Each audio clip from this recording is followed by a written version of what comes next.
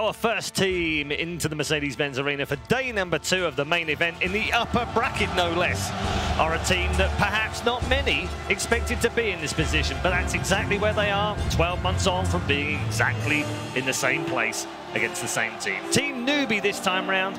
The colours and the name may have changed, but the team are very much still a competitive force. They had a fantastic group stage and find themselves now just one match away from a top 6 finish at the International. They will get themselves set in their booths, and we will welcome their opponents for game number 1.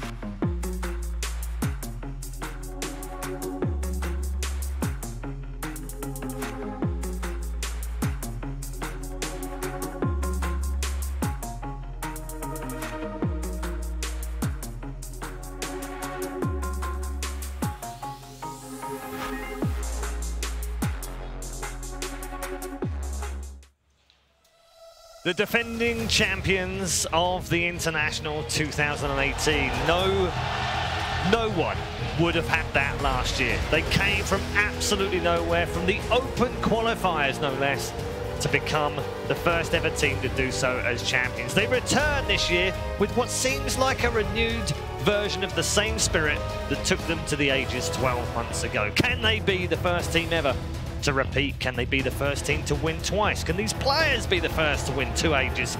All of these questions are still to be answered over the next 5 days. And it starts right now in the upper bracket quarterfinals as they face off against Newbie. Gents, it is kind of a rematch. The majority of the players on the Newbie side obviously played in exactly this spot last year. Could it be any different, Brian? I just think OG's got the magic. I don't know. I watched them throughout the entire group stage, and we've talked about teams just doing their own thing, establishing their own meta. Yep. And OG's picking carry wisp. They're just doing all types of random strategies where, as casters during the group stage, we were trying to figure out ourselves, what are they going to do? And then you just watch it all fall right into place, and it's honestly beautiful to watch. But I think Newbie's got a great chance in order to upset them. I think they're one of the best teams coming into the group stage, or coming out of the group stage that isn't the top seeds. And I'm really looking forward to this series because I think Newbie can maybe take OG by surprise. Okay. I think these players are very interesting. I mean, Brian makes a great point that they were the surprise of the groups for many people, Newbie. Yeah, they were. I thought they played very standard, right? It was a lot like last year. Like going into it, they were VGJ Storm, 3 of them, and they went in and they just looked good. They didn't do anything flashy. They got a top 8, and it looks like they're poised to do that again. Like they're flying very far under the radar, of everyone, it feels like. And just look at their position. Their captain's in the first time that he's not going to go out last place at TI. I'm sure Pilot is super hyped about that. And I think the team is hyped to be able to have him. I mean, just think about their last year. Very disappointing. They stuck it out with the SVG, even though they had some problems, and the TI performance just wasn't there. This year, they switched things around multiple times, even picking up Kit Track momentarily as a coach before finally settling on Pilot Die. Sort of last minute in the grand scope of things for TI. But it seems to be clicking at just the right moment. Yeah. Oh, sorry. No, I was going to say, this is a guy who, I think back to 4 years ago, we were talking about as being an MVP in this very city, in that actual fact, at that major. It doesn't seem to have had the career projection that we might have thought he might have had after that tournament. No, he didn't. But now that he's having a good one, right? It just took him moving to NA. Sometimes that's all you got to do, just move to the the greatest region, and you start having a little more success. USC is just a great training ground for any professional player if they want to do well. Just look at Sumail. Okay. I'm not going to bite. There's too many Americans on the panel right now. I'm not going to go there. I'm not going to fight against you. You got greatest region. SNA right here. Yep. I like that, yeah. Don't chant it too much here, though. It doesn't go down too well. Do you know what? When we talk about OG, we talked about how they played in the group stages, and they've got this cool kind of persona going on, and they don't really care, and they're flipping coins for who they play, and all that kind of cool stuff. But when it comes down to it, have they got the form? Have they got the players to repeat this year?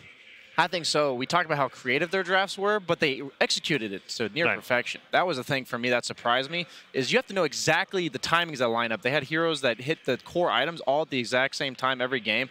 And to know how to do that with a strategy of what we seem to be random heroes that don't normally get picked together, right? From our point of view, even I've heard all of the smart analysts that we have in this group of talent team, and they're all a little bit like, not really sure what they're doing. When nobody understands them, I think that's when they're peak form. Because if they as long as they understand themselves, which they clearly do. There's some odd. I pour over the stats, as you well know, and there's some odd stats in amongst this. They're the lowest. They're the 18th ranked team for average last hits per game. Like, what? How? Yeah. Like, how is that possible? That's a team that just wants to be able to fight. You know, like to kind of contradict Brian just a little bit, it's just the fact that, you know, I feel the same way that he feels about OG, I felt that way about Liquid.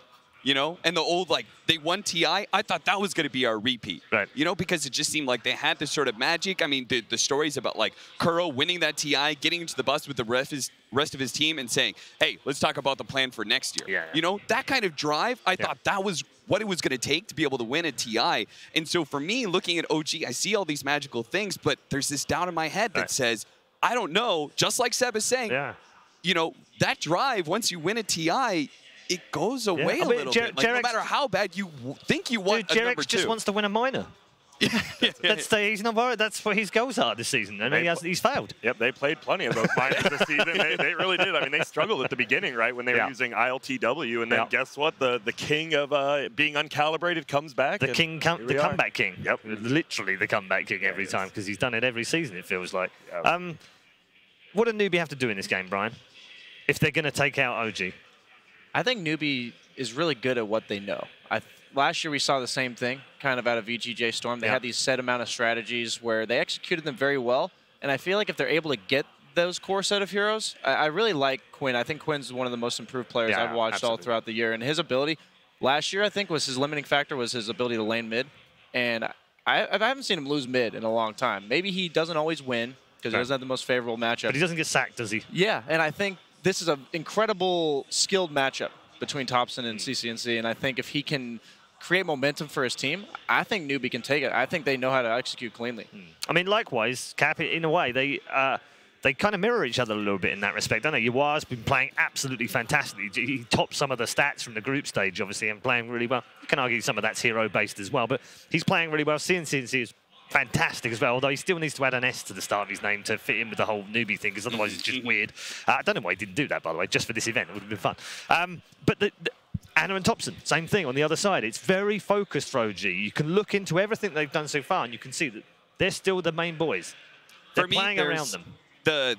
For me, the backbone of OG is just stronger, though, in the fact that I've seen Thompson lose lanes really hard and be able to make the comeback. I'm not sure if CCNC has that same kind of spirit. So for me, I think he really needs to be able to win that mid matchup, walk away with a strong lane, and just snowball from there. Similarly, Yuar has had such great numbers, right, in part because he's always had strong lanes, and he pretty much almost never dies in a game. But what happens if OG tries to put some aggression on him, tries to actually force out some mistakes from Yuar, put him under that gun, and make it so he has that bad game, in which case Snake King, he'll have to step up, but that's what he does best. He's been carrying this squad throughout the year. I mean, I go back every time, like every year, people are like, who's your top player? Like, who do you think the best player in the world is? And everyone thinks I'm going to say Sumail, and I always say it's Snake King. I watched the dude play a Naga Siren before there was backpacks, before you had any of that, and he was playing a 9-slotted Naga, like in a super high-pressure, like, qualifier game. Snake King is just an absolute monster. For me, like, I remember watching Wings before TI6, and I had Faith Beyond. I put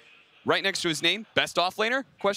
I did the same thing this year with Snake King. I said top 3. It seems like it. Like, from his position, he's a monster. I'm sensing some NA bias. What? I just said the OG backbone was stronger. Come on, Paul. Fair and balanced here on the NA panel, okay? Brian was kind of like, oh, do I go in as well? Yeah.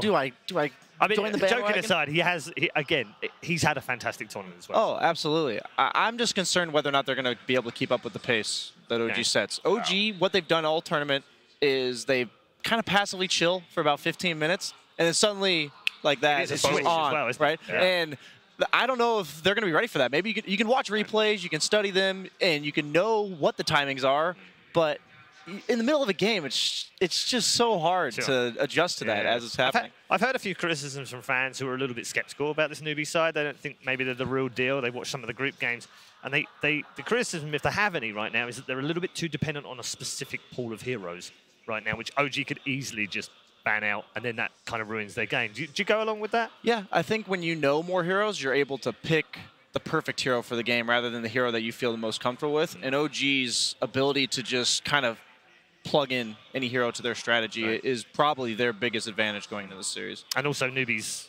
downfall potentially here as well. I mean, we don't know because we don't necessarily know whether we've seen everything that they've got, or maybe they haven't showed everything they've got. Maybe they've got 2 or 3 other things that they can show us. You know, I was just listening to an interview with Zai, and something he said was, I thought, really interesting. He said the most important day of TI is that break day between groups and main stage. Because he said that's where you're going to figure out exactly what you want to do for the rest of the tournament. That's where you're going to figure out exactly what the meta is and how it applies to your team.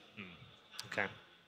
All right, good stuff. Thank you very much, gents. I think we're all looking forward to the start of this one. It's not too far away, ladies and gentlemen. Our draft for Game 1 is about to begin.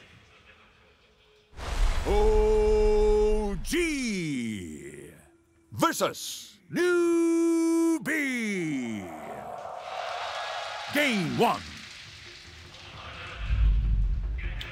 For the second year in a row, OG starts their TI main event playing up against Yawar, Snaking, and MSS, this time under the Newbie banner. I'm joined here by Kezu and Gunnar, 2 guys, no strangers to competing on the major stage. These 2 teams, very, very different stylistically. OG, shortest average match duration in the tournament, under 35 minutes. They're the only team. Newbie, second longest at 46. Big picture first, how do you think these teams are approaching this draft? What are sort of the big differences that we're looking for going in? OG kind of likes to pick an hardware carry, and same with Newbie. So I think both of them are going to later pick Yawar's hero and Anna's hero respectively. And also Snaking also likes kind of lane winners. Like he picks his axe and then he'll lane, and he'll win the lane for his team. He kind of plays this like kind of carry from the off lane. They kind of focus more on 3 cores instead of 2. Some teams will play more around only mid and carry. Some go like 4, like TNC. They'll have 4 cores. I think this is a nice 3-core team from the side of Newbie. Yeah, I think OG, they play so aggressive so that you kind of have to adjust to what they're doing. Like if you draft greedy against them, I think you're going to lose. Yeah. So I hope that Newbie, they do play greedy sometimes with some more late game-ish heroes. So I hope that they, if they do that, that they at least compensate with the other 4. So that they can match their tempo in like the early and mid game. Yeah, Paul brought up that stat about OG being the lowest average last hits per game. That's because of the match duration. Yeah. They're also the highest average team kills per game, despite that match duration. These guys are so good at identifying key early kill lanes. Do you agree with the point that Cap made about worrying about whether Yawar in particular is going to be able to sustain that lane pressure? I'm a little worried. They picked him AM in the group stage, and that hero had kind of low success. Newbie, they won with the AM, like 2 times I saw it. But most other teams lost a lot because he doesn't do well against early lane pressure. And since OG kind of plays these like fast early game, I'd be a little scared if Newbie picks this more like AM, maybe even a morphing type of hero that doesn't really lane well. Yeah, I just think, like I said before, I think you need to be ready when you play against OG. And it's either by helping your lanes or understanding, okay, we may have to sack this lane and go elsewhere.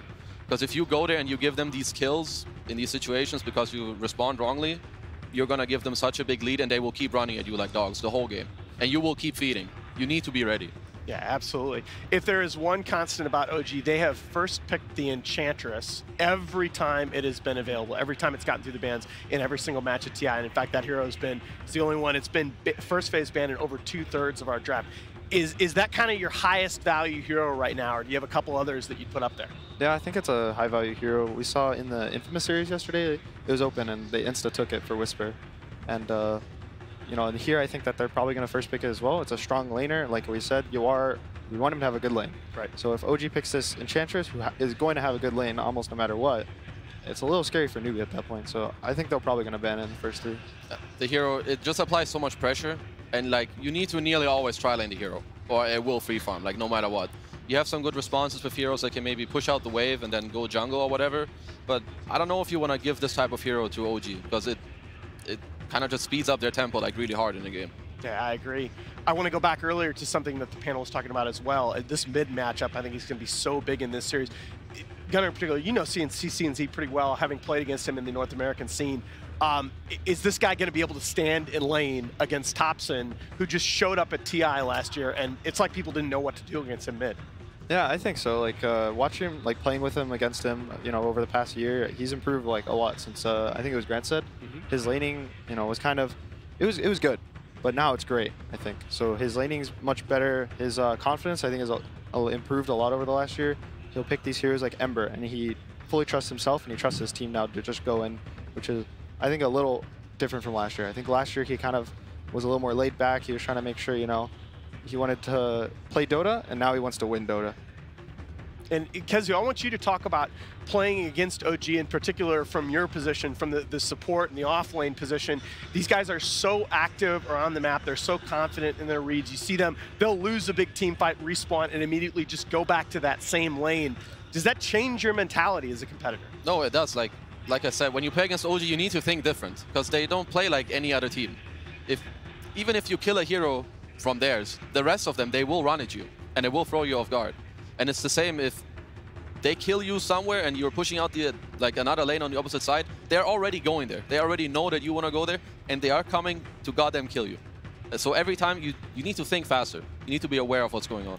One of the nice things about them last year was they were one of the first teams to like quickly buy back in the team fights. We saw in the grand final in Game 5, they were roaching, and it dies, he buys back, they win the roach fight, and the game kind of swings really hard at that point, and you know, OG wins TI. So they're one of the teams I think that is like really good at these buybacks in the early mid game. Most late game teams are like good at these buybacks, but the early game I think it's gonna go well if OG buys back. Yeah, as I think you guys have probably figured out by now, we are in a short technical delay here. We are going to get you into the draft as soon as possible. But your point about buybacks reminds me of something. It's not just buybacks, it's also kills. The kill economy in Dota is really strange this year. Early kills worth very little, late kills worth a lot. So you'll see there was a match in the group phase. NIP was 30-30 in an Alchemist game in kills. They had a 40K net worth lead. OG seems to be very, very good, not only at getting kills, but at getting kills where they matter, at getting kills where they really hurt you. Can you guys talk about that a little bit? Early game kills are kind of weird right now because they increase the kill streak XP. Yes. So now when you go on like a 3 kill streak in your lane, you get killed once, the enemy laner is the same level as you. So it's these kills are still important, but it's more important for the first 15-20 minute kills that you try to rotate them into objectives, or you make them the enemy have to rotate towards you. Because either way, you turn these kills into pressure. Just taking the kill and then staying in your lane, hitting creeps, it's not that good anymore. Yeah, like Anna was saying, they recently changed this XP thingy, where if you have a kill streak, you get like a lot more bonus experience. And some people are like really aware of that, and I think some teams, they didn't really catch on to that until a while ago. But I think OG, they're really good at them, at that. I also heard Matumba Man, like he talks about this actively. Okay, this guy's a kill streak. Yes. If we kill him, we get a lot of experience, so it's great. And on top of that, OG are really good at kind of like rotating on a tower and killing a guy there, and then kind of turning it into a tier 1 or a tower dive. So it's really interesting you say that. It's like some players have turned this into a bounty system where it's like, hey, this guy is really big right now. We get him. That's a lot of resources. It applies a lot more pressure on the guy that's ahead. Like if you're mid, solo kills the enemy mid, he ganks the enemy tri-lane, gets like a triple kill, he's now dominating. You have to like relax now. You can't be this guy who just goes in, you're gonna get like 3 kills, you'll die, but you're like, oh, okay, they got like 600 gold on, their offlaner or whatever. It's all good, guys. I'm just gonna move on. Now, you get killed there, their offlaner's a higher level than you. So you have to make sure that, you kind of chill when you're having a good early lead, and that's why a lot of the more games are slow. People are more choking people out, you're playing the map slow as a team, pushing in all the lanes, and then that's why a lot of games are ending with really high net worth advantages. Yeah, I mean, it's interesting when you talk about tempo-wise. This is one of the only TIs going back for a while. This is over 40 minutes average match duration in this TI. The games have been going a lot longer, partially for the reasons you're talking about. Mirana, I can't disagree with that as the first ban from OG as we're just getting underway here in our draft. This has been one of the more impactful heroes in the tournament. Slightly more successful actually at the support role. Yeah, I mean, this hero, it just feels really good to play with. I think because the early game is pretty much sped up for a lot of teams. So you have the Moonlight. She can freely roam around, she arrows some neutral creeps, she feels good herself by getting those levels. And it's just working really well for a lot of teams. I think MSS from Newbee has a really cool hero pool. Oh, he plays absolutely. this Invoker for, he plays this Mirana for. He plays these kind of, because he used to play core. He used to play mid, and then he moved to offlane, and then he moved to 4, so he can't have this core mentality in these games, where he'll kind of have a slower lead, but it's just like he lost the offlane, and then he'll just farm back, come back, and now he's like a 4th core in this team sometimes, but then sometimes he's the hard 4. He'll buy some wards or whatever, kind of only get a blink, play with his team. No, I'm really glad you brought up MSS because the panel was talking about snaking. I agree, he's had a great tournament, but I think MSS has been one of the best players at the event as well. 8 players at this event, 16 or more assists the game. Of course, terrifyingly, OG has 3 players on that list, but MSS up there as well. And particularly early, he's been so active around the map to relieve that laning pressure. Because you talked about some of the importance of that, especially against a team like OG. Yeah. No, I think MSS has been playing great. Actually, I mean, all of their players, I think, have been stepping it up quite a bit. I also saw CCNC in their early matches. He was rolling over some people. I think it was Liquid, especially. In those series, damn, he was looking real strong. So we also see the Chen. I was kind of worried for that. It gives this OG this early game tempo. It's one of the No-Tail classics when he moved to support. He used to be a Meepo player, so he has this micro skill like built into himself. He's practiced it over the years. He played Meepo support too, but I don't think we're going to see that now. But this Chen ban, I think, is good for Newbie. With their bans, they're slowing the pace down. They're not giving away that Ench for the other game. They're not giving the Chen for the other game. So they're going to try to slow down, maybe get themselves like a comfortable position in the draft. Yeah, and similarly, you see the reverse theme that on OG, they're worried about scaling. They're worried about Mirana scaling into the late game, as you talked about, possibly from the 4 roll. And Pylai Dai, 34 and 16 in his career on the Warlock. That's one of the strongest scaling 5 position heroes in the game. It also helps Yawar's lane. You have a Shadow Ward in your carry. He'll kind of give a little more sustain in the lane. So banning the Warlock kind of makes your offlane a little stronger if you don't want to play against it. It's similar to the heroes like Bane that some teams will run if they want to protect their safe lane. You pick this 5, and their whole point in the game is to help your carry have a good game. Absolutely. So we are getting into the first phase picks here, moments away. Elder Titan, the most picked hero in this tournament, extremely successful, but tempo-wise, again, Elder Titan in this patch, 20 and 6 in games that end before the 35-minute mark, only 21 and 24 in games that go past that point. OG, we all know they want to play fast. Yeah, that actually surprises me about the stat of ET. I think the hero is really good throughout the entire game, not just early on. One thing to note is that Alchemist was not banned in the first phase. I think he's been highly contested throughout this entire tournament. But I can't really disagree with the bans of either of the teams. The hero is really strong in the early game. Yeah, his aura is really good when you don't have, damage reduction items. You don't have hoods or pipes or armor. Yeah. So I think once it gets later in the game, some teams will buy ACs, they'll buy pipes, they'll buy, plate mills, these kind of things, and it kind of offsets the aura for ET. But absolutely, in the first 35 minutes, you're kind of more focused on getting, drums, Yasha, Maelstrom for your carry, maybe for your mid, a Blink Dagger, even a BKB. But once that's out, the aura is going to kind of crush you. Well, Newbie coming into this draft, in their last 7 drafts, they had first phase 13 different heroes, and they're continuing that stat. And of course, OG 4-0 in the group stage behind Ana's Core IO, going that HOD, Aghanims, Heart of Tarask build. Which of these first phases do you guys like more? I kind of like OG's a little more, but that's just my personal take. I don't think Visage is that great. I know that they like it a lot because for them it's flexible, at least as far as I'm concerned. But I just think that this IO and ET, it's just so much comfort for OG. So I'm pretty sure that they feel really good about themselves right now. Like I said, the early game is really strong with the Wisp ET. His aura is going to increase the damage once this Wisp hits 15 and his Ags. His spirits are just going to deal a crazy amount of damage in a team fight. So it's a little scary for Newbie. And this is, of course, the 4th Visage pick of the tournament, 3-1 so far, still sitting on 111. Kind of unbelievably, only 6 heroes unpicked so far in this tournament. As we go into this second phase, obviously, Newbie, a lot of flexibility in its first phase here. This Tiny can be a core, can be at the support position. Where do you guys see Visage? Is this definitely a core?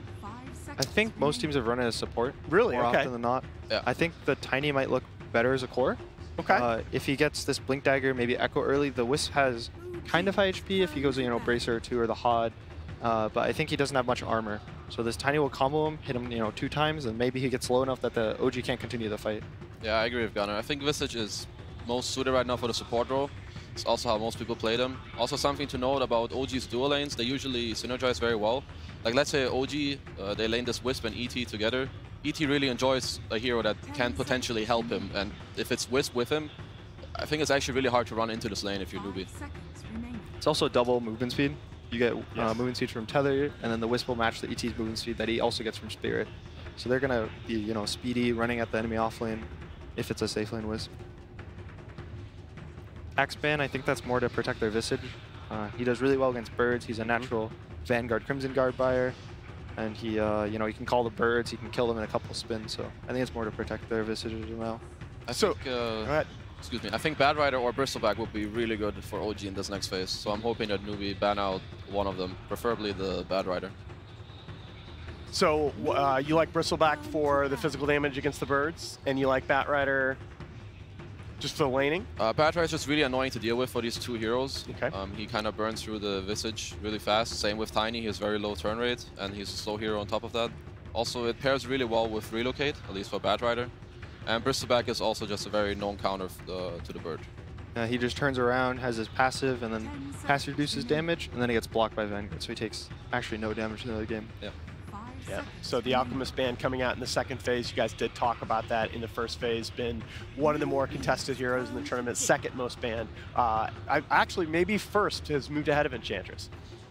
Yeah, so from OG's ban, you can see they don't want a slow game, or because this Sven and this Alk in like a slower game, they're going to be able to farm. So the OG is kind of trying to get this like maybe a slower game with the Wisp, but they don't want to, you know, have this Newbie in this comfort being in a slow game. And from Newbie, you can see they're a little scared of the team fight from OG. They're banning the Magnus with RP, banning the Axe with Call, they're banning the Tide Hunter with Ravage, banning these like team fight heroes you can kind of group around. Maybe they get a Blink Dagger, and then they frontline. So I think Newbie's kind of playing towards their slower style that they can fight into the enemy team without having to 5v5. I think this is, by the way, low-key one of this man, Snaking's best heroes, Beastmaster. He is 14-2 in his last 16 pro games on that hero, and I think this gives them the option of forcing that tempo early. Beastmaster plays very fast. I still think there is some chance that this Visage will be in that core role with the Beastmaster aura. Oh, definitely could be. Definitely could be. The birds have a low BAT, I think, so Yes. they work much better with the Beastmaster aura. Also, I think Beastmaster is a little undervalued right now for what he gives to the team. He pushes out lanes if he wants to just go boars, or he can even get Necrobook push out lanes by himself. But the more important one, I think, is the vision that he gives from his Hawk. He gives us vision, and teams are so much better at playing around vision these days. Sentries are a little more hard to come by, you know, you only get 10. So this Hawk kind of scouts the whole team, and once you see a hero or two, you are free to farm the other part of the map. So the Rubik here for OG does give us some information here. With the Elder Titan being played almost exclusively in the support position, tells us more than likely this is going to be an Ana Wisp again. Grimstroke matches up well with the Beastmaster. You can double roar. It's also one of the better heroes against Wisp from the support. If he ever is going to relocate in, it's going to be 2 heroes. That's a free ult. Absolutely. You can instantly get a double roar. You can get double, you know, grave chills from the Visage, soul assumptions. There's all these like combos that they have built in, and it's also one of the better scaling supports. He has an early game GPN talent, so he can maybe get a sheep if the game goes past 35 minutes, which, as you said, yeah, might not happen. If OG has anything to say about it, it won't. But I think we need to talk a little more as it becomes clear that this is potentially going to be another Ana IO. How do you counter core IO? Because it certainly looked like nobody in the group stage figured it out. I think Pipe is one of the more important things. His level 15 talent with the Ags is really scary. It does so much damage. I think it's like 150 per spirit. It's really high. I think preferably against Io, you try to fight him before he has his timing. His insane power spike is his 15 with Aghanims, because then he gets a talent, the permanent balls and whatever. And then, like Anna was saying, like if you have good sustain with Pipe and maybe some Greaves hero, I think then you have a good shot at playing against the hero. Yeah, and I like you guys talked about Bristleback earlier on. I really like this pick here. Number one, obviously the physical damage, but Bristleback is a better tower hitter than people give him credit for, with Warpath and everybody taking the associated talents now. Also, in the mid game, if this is probably a 3 Bristle, the Wisp is going to tether to him. If he goes out heart build, the Bristle can't die. Oh, yeah. But at the same time, the Bristle is going to have 500 movement speed. His passive and phase boots, this Wisp and this Bristle are going to run around in the mid game. They're going to hit your towers. You're going to be so scared. You know, maybe the Bristle gives the Wisp a Solar Crest, so the Wisp also hits fast. They kind of take these buildings really quickly. And I really like the way you put that, right? I think we as casters and analysts sometimes overuse the phrase, oh, this hero can't die. That doesn't matter unless that hero is really doing something to threaten, and this Bristleback is going to be in a great position in this game to do that, create so much chaos. It also is one of those nice heroes where they feel forced to jump on you. You're hitting their buildings, but you have an ET. They kind of clump on this Bristle. They're going to get 3-man stomped. You know, the Wisp is going to reload in. They're going to get an Earth Splitter, and then the team fight's going to look a little scary. All right, very nice. Going into the 5th phase here, it's actually Newbie banning out the Ember Spirit, despite that being one of the signature heroes lately for CCNC. We're waiting on the final ban coming out from OG here. What do you think we're looking at for that 5th pick for both teams? I think a Crossvex Invoker would round out OG's lineup very well. I like it very much against Newbie's kind of team fight, and I think it just synergizes so well with OG. Actually, I think it would give Newbie such a hard time to play this game. So I guess this Tiny or this Visage have to be cores now, right? One of the two. So I think the Bristle pick is going to make this Tiny core a little scarier, but on the other side, I think the Visage is way scarier to play against as the Bristle. So I think Newbie's going to be more inclined to put this Tiny on the mid lane, or what they could do is they put the Tiny with the Grim in the safe lane. And they kind of do this big combo to try to burst the Bristle in the lane. He has Inkswell, you know, he tosses avalanches. So I think Newbie is just going to pick a hard carry that they're going to make space for with these 4. I really agree, and I wonder if you guys agree with me. Just overall, as we take a step back from the individual hero mechanics, I feel like Newbie have really had an answer to OG so far in this draft. Are you surprised by that? I'm surprised by this. Omni Knight pick. All right. Well, you want to talk about heroes not dying. So what are the lanes here for OG? Mid Omni Knight, maybe? Okay. I think so, yeah. I think mid Whisper, mid Bristle. I don't know. I want to see it. Is it OG Radiant? I believe they're Radiant, right? I believe so, yes. So if OG's Radiant, the Bristle can actually stack his own Ancients from the mid lane with Quill Spray. So you can just walk under the cliff, Quill Spray, stack his own Ancients, and if he does that at every minute for the first 5-6 minutes, he'll hit this level 7, and then he's going to hit level 10 in the next minute. They'll probably decide off of the last pick on Newbie, how they put their lanes. I would actually really like Timbersaw here for Newbie. I don't know if they're capable of playing all their heroes like that, but they have... Triple strength cores. Yeah, 4 strength heroes. You don't have to worry about scaling too much this patch, I think. A lot of the heroes scale without needing like a hard carry, right? So it's like there's Ags now, there's Moon Shards if maybe this Tiny gets a Moon Shard late game, even the Tiny Ags Daedalus, there's your physical damage in the late game. So this Timbersaw, if they play it with like all their heroes, they can put the Timber mid or top. He's going to have a good game. He's going to slow down the game because OG can't pressure him. He can sit in front of all their towers. I think it's a good pick. Yeah, I like OD and Timber, but I don't know if they're going to pick a hero for Yawar maybe in the safe lane instead. I feel like they might be thinking about Slark. I wouldn't like it as much, but could be something that makes sense. All these heroes are kind of abused this tankiness or like long fights with high sustain. What about a Life Stealer? I think it's okay, but I feel like it might just lack some damage. I don't know if he can cut through those heroes. Statistically, Life Stealer, there you go. That has been a late game hero in this tournament and in the recent past. Guys, we got a heck of a game here underway. OG facing off against the North American squad for the 2nd year in a row to start their TI main event. But before we throw it over the game, we've got Thanks Purge with the last word. Hey guys, OG opening with their IO in the first phase is not too surprising considering what they've done with the group, in the group stage. And what it's really effective at doing is once it buys Aghanim Scepter, it has a really good mid-range, high damage output. So it's not good for IO if the enemy heroes can get right on top of it. So to cover that, OG has Bristleback to be really obnoxious and tanky to kind of give it some space in between. And they can also protect it with their Elder Titan support as well as the final Omni Knight pick. They can buff up his strength and make it hard to disable him. So something that Newbie might want to do is maybe try to crush the IO in the lane. They pick potentially really strong lane supports like the Visage. They could potentially tri-lane him, try to nuke him down before he gets a lot of items. Or what they need to do is just hit the back line and blow up those heroes if possible. It's super important that the IO doesn't snowball. If they commit to the IO, they need to kill him without him getting a lot of response kills, or it's just going to get worse and we're going to see a lot of matches like we saw in the group stage. So with that said, we're going to throw you guys right over the casters and have an awesome match. An awesome match would be absolutely wonderful. Sind and I think we were spoiled for our second series yesterday. But hey, let's see how we go on the first one. Newbie versus OG. We're wondering if there's going to be a draft advantage for OG because we've been drafting this quirky little wisp. But as the panel was saying, it seems like Newbie have prepared, done preparation. Really? I know. Amazing. both teams have really different lineups and really different win conditions in this game. It's going to be like a complete clash of styles, which has kind of been the case for most of OG's games in the group stage, because nobody has their style, so it's a clash of styles every time. But yeah, I think as the panel has talked about leading into it, it's really important for newbies to get on comfort heroes, and I think they've drafted a lot of stuff that they've been doing great with that really fits their players and their playstyles. We were debating, I think the Timbersaw suggestion, I looked at that draft, I was like, Timber is amazing here, but I was thinking, does this fit how, like, newbies' team identity? Would they put Yawar on a hero like Timbersaw? Are they looking for the Lifestealer or something like Weaver? And they do end up going for the more classic type carry, which doesn't put them on as much of a timer as a Timbersaw would have. And maybe that's the mentality they have. They're like, okay, OG will hit a mid-game timing, we need to survive that, and we'll win late.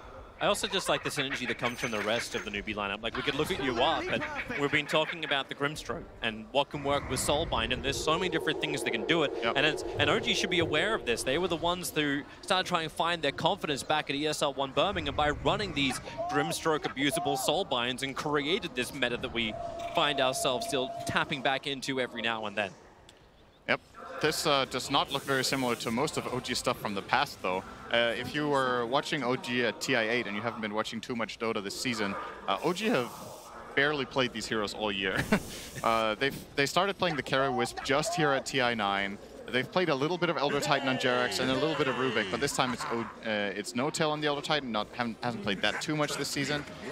Seen a little bit of Omni Knight, but Thompson, Bristleback, like, it's not like they've never played the heroes, okay? But it's not the bread and butter OG that you would have seen earlier, and they're really good at adapting and coming up with new cool strategies. So looking forward to seeing how they pull this off in this game. The battles for the runes. Newbie is able to at least grab 2 of them. They couldn't grab the top one. Snaking was trying to contest No Tail for it. Did he actually send his boar over? Yeah, he destroyed the last one. Yeah, so it's only 2 runes going the way of Newbie, 1 the way of OG. That could have almost been 3 for 0 if I love how all No these Tail didn't get the rune. Like we had an undisclosed person who was up here before, but all the goofy flags is all the icons of OG that they're running, and it's just like every different pose that Goofy can actually take. OG, as they said, like mental kind of play against almost everybody. Warfare. Yeah, No Tail, that's a lot of damage he's taking up on top lane, snaking an MSS. They put the Soul Assumption into him already. Obviously, Anna's going to give the regeneration. And this is the lane that we have seen OG abuse during the group stage as well. The ET, who could just get so much damage from these ET spirits, even like in a dual lane, it's enough. So he runs back in with now plus 55 damage at level 1 and just wants to beat the crap out of the support. But it's just fueling MSS with the Soul Assumption, as long as MSS has the sustain. Yeah, I think OG would like to trade with MSS as much as possible because he's low on regen in the lane. He hasn't brought too much stuff, no mangoes, because he wants to go for this quick Bassi. And I would imagine he will use the Courier soon to get up some mana here, because Visage without mana in lane is really terrible. It's one of the weakest heroes in Dota when it has low resources in lane, just not very good damage, weak animation, bad armor, and yeah, you got to play on that mana, especially as a support. I want to also just keep a side eye on that mid lane. CCNC versus Thompson. We just go to the Grand camera. We never move away from mid lane.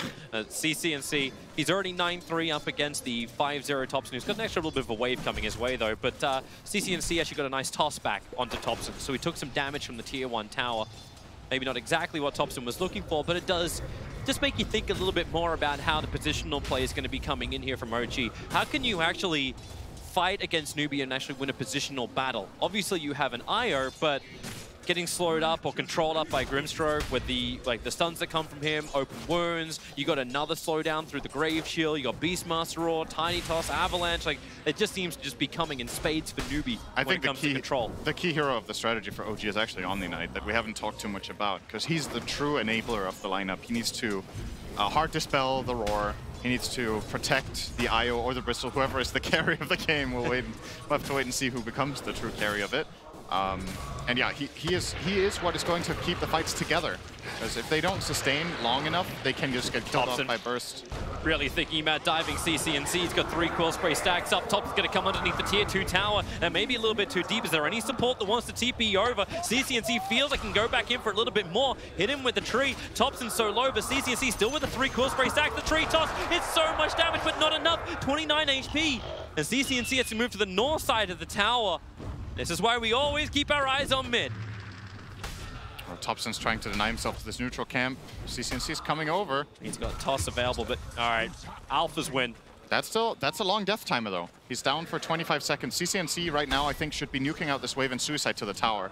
That way he gets all the experience and gold here and gets back to lane with full resources. I hope he's going to make this exact play. He's buying a bottle. And I think well, he's just going to kill himself. Yes, perfect. This is the best play he could make. Thompson fortified, probably just to make sure that CCNC can't get every single CS there. No, it's just one. Yeah. Hey, but one counts for it all. Rather than that, right? the more important thing about the glyph was that he gets the experience coming back, because if he hadn't glyphed that wave, he would have lost a full wave in tower before his respawn. This way he protects 3 of the enemy creeps, keeping them alive outside of the tower range to come back in. I love the way the glyph has evolved since it got implemented. Like, people have got more and more creative with how to use it and what it can actually contribute to the laning stage. Outside of the obvious intended way it was implemented originally, which was to protect towers, since it started affecting creeps, you can do a lot of cool things with it. Thompson's copying a lot of damage. CCNC nuking down the wave with tossing back Thompson. So he took all the brunt of the damage from the towers. CCNC has a haste rune. When he gets Avalanche again, Thompson could just flat out die here. Half HP, he has no regen. Does he have anything coming in? No, he doesn't. Courier only brings in, well, he's got a Mango.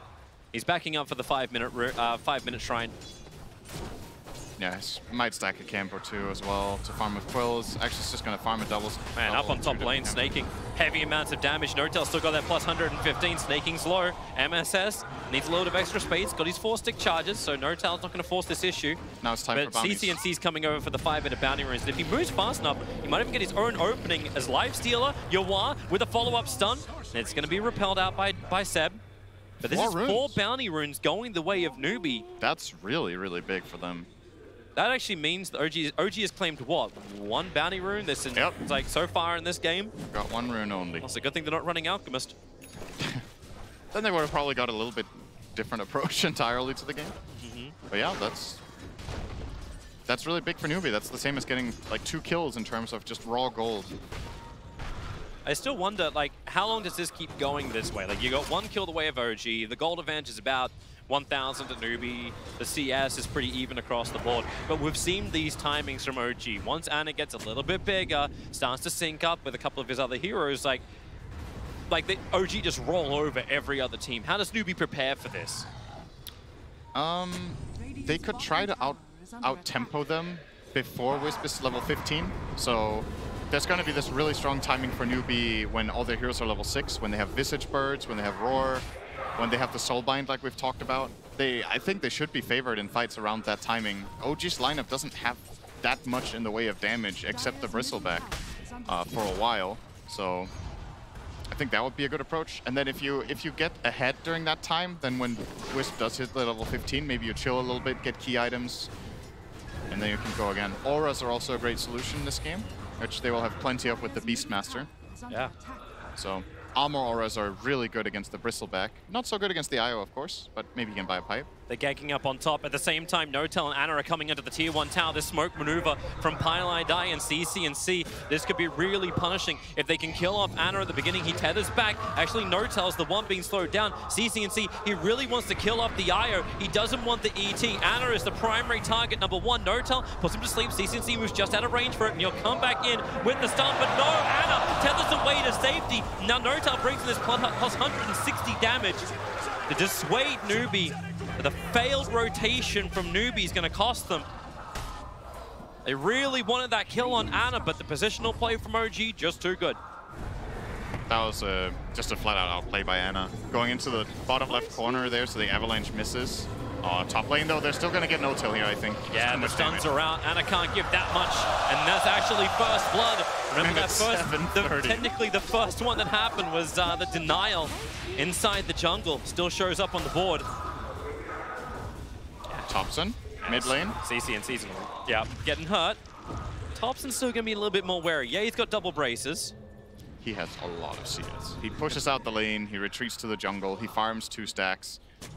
Mid-Bristle is one of the more effective farmers in the game. Jirax may be in a little bit of trouble. Seb, he's trying to wait for the right purification time. Jirax going to pick him up, throw him back in again. Yawar, he's looking for a creep to infest into, and then he can start fighting again. Pop straight back out again, up to a lot of life. And the harassment kind of counts for nothing. There's up. Here they go once more. A nice observed ward is in deep. Toss in forward, just putting MSS on the front lines. No tower will fall. There's Newbie. Now start getting a little bit more active across the map. Hunting for kills. And they've got that range enabler through CCNC. I don't know how to laugh into the chat, Will. It's so... Hey, what did they say in the thing? Like, I just want to be free. I want to be free to play Dota. And they also said, I want to use chat wheel. They were on holiday in Australia and they were like, I want to use chat wheel. Yeah, shout out to the boat guy. Yeah, the boat guy was great. Yeah, can we have the boat guy on chat wheel? I'll be down for that. I like what CCNC is doing in mid here. He is identifying that he pressured the Bristle back away from the lane for a bit, and that Bristle will also want to semi-jungle. So he's trying to constantly push the wave into the mid tower to force a response and defense, and that will allow him to eventually break down this tower. He's got about half of it so far, which is great. They also identified the fact that Notel's preparing stacks. Grimstroke's in very deep. The Observer Ward's there. The Stomp not going to sleep up anyway. Grimstroke just going to TP away, realizing the stun's already been used. But these two Observer Wards has been placed down. Every time I've seen OG play this IO on Dire's side, they've always pulled him back around that 10-minute mark just to farming up those stack areas. And they're not looking to block. They're looking to contest with the wards. And here it is. Ana walks up high ground. It's like, all right, boys, maybe we should start getting some sentries out because now they're going to try and flash farm him. How much damage can you do? Like, do you actually just start pushing towers as opposed to contesting him? That's one option. It's what Beastmaster's definitely going to do top, but Notail will try his best to delay this push as much as possible. One downside to playing 5 Elder Titan, though, is that your mana pool is relatively limited, so he kind of needs IO to sustain him. In the middle of the Ancients, he's battling for the 10-minute bounty runes. Once again, Newbie claiming all four bounty runes. Back-to-back bounty winners. Relocate from IO. It's pure efficiency. But he's already finished up the Dominator. I like how they're even giving the IO the tome. Yep, get level 7, so you get level 4 spirits. And yeah, he's just jungling. He's got the Dom creep, got a Wolf. The Observer Wards are still watching this, but obviously Newbie know. Like, if they're going to go for it, then they've really got to go for it. But top lane may be an easier choice. You got Beastmaster Aura up on snaking, Notel's backing off. The Spirit walked over the top of Grimstroke, but I don't think it actually clipped him enough.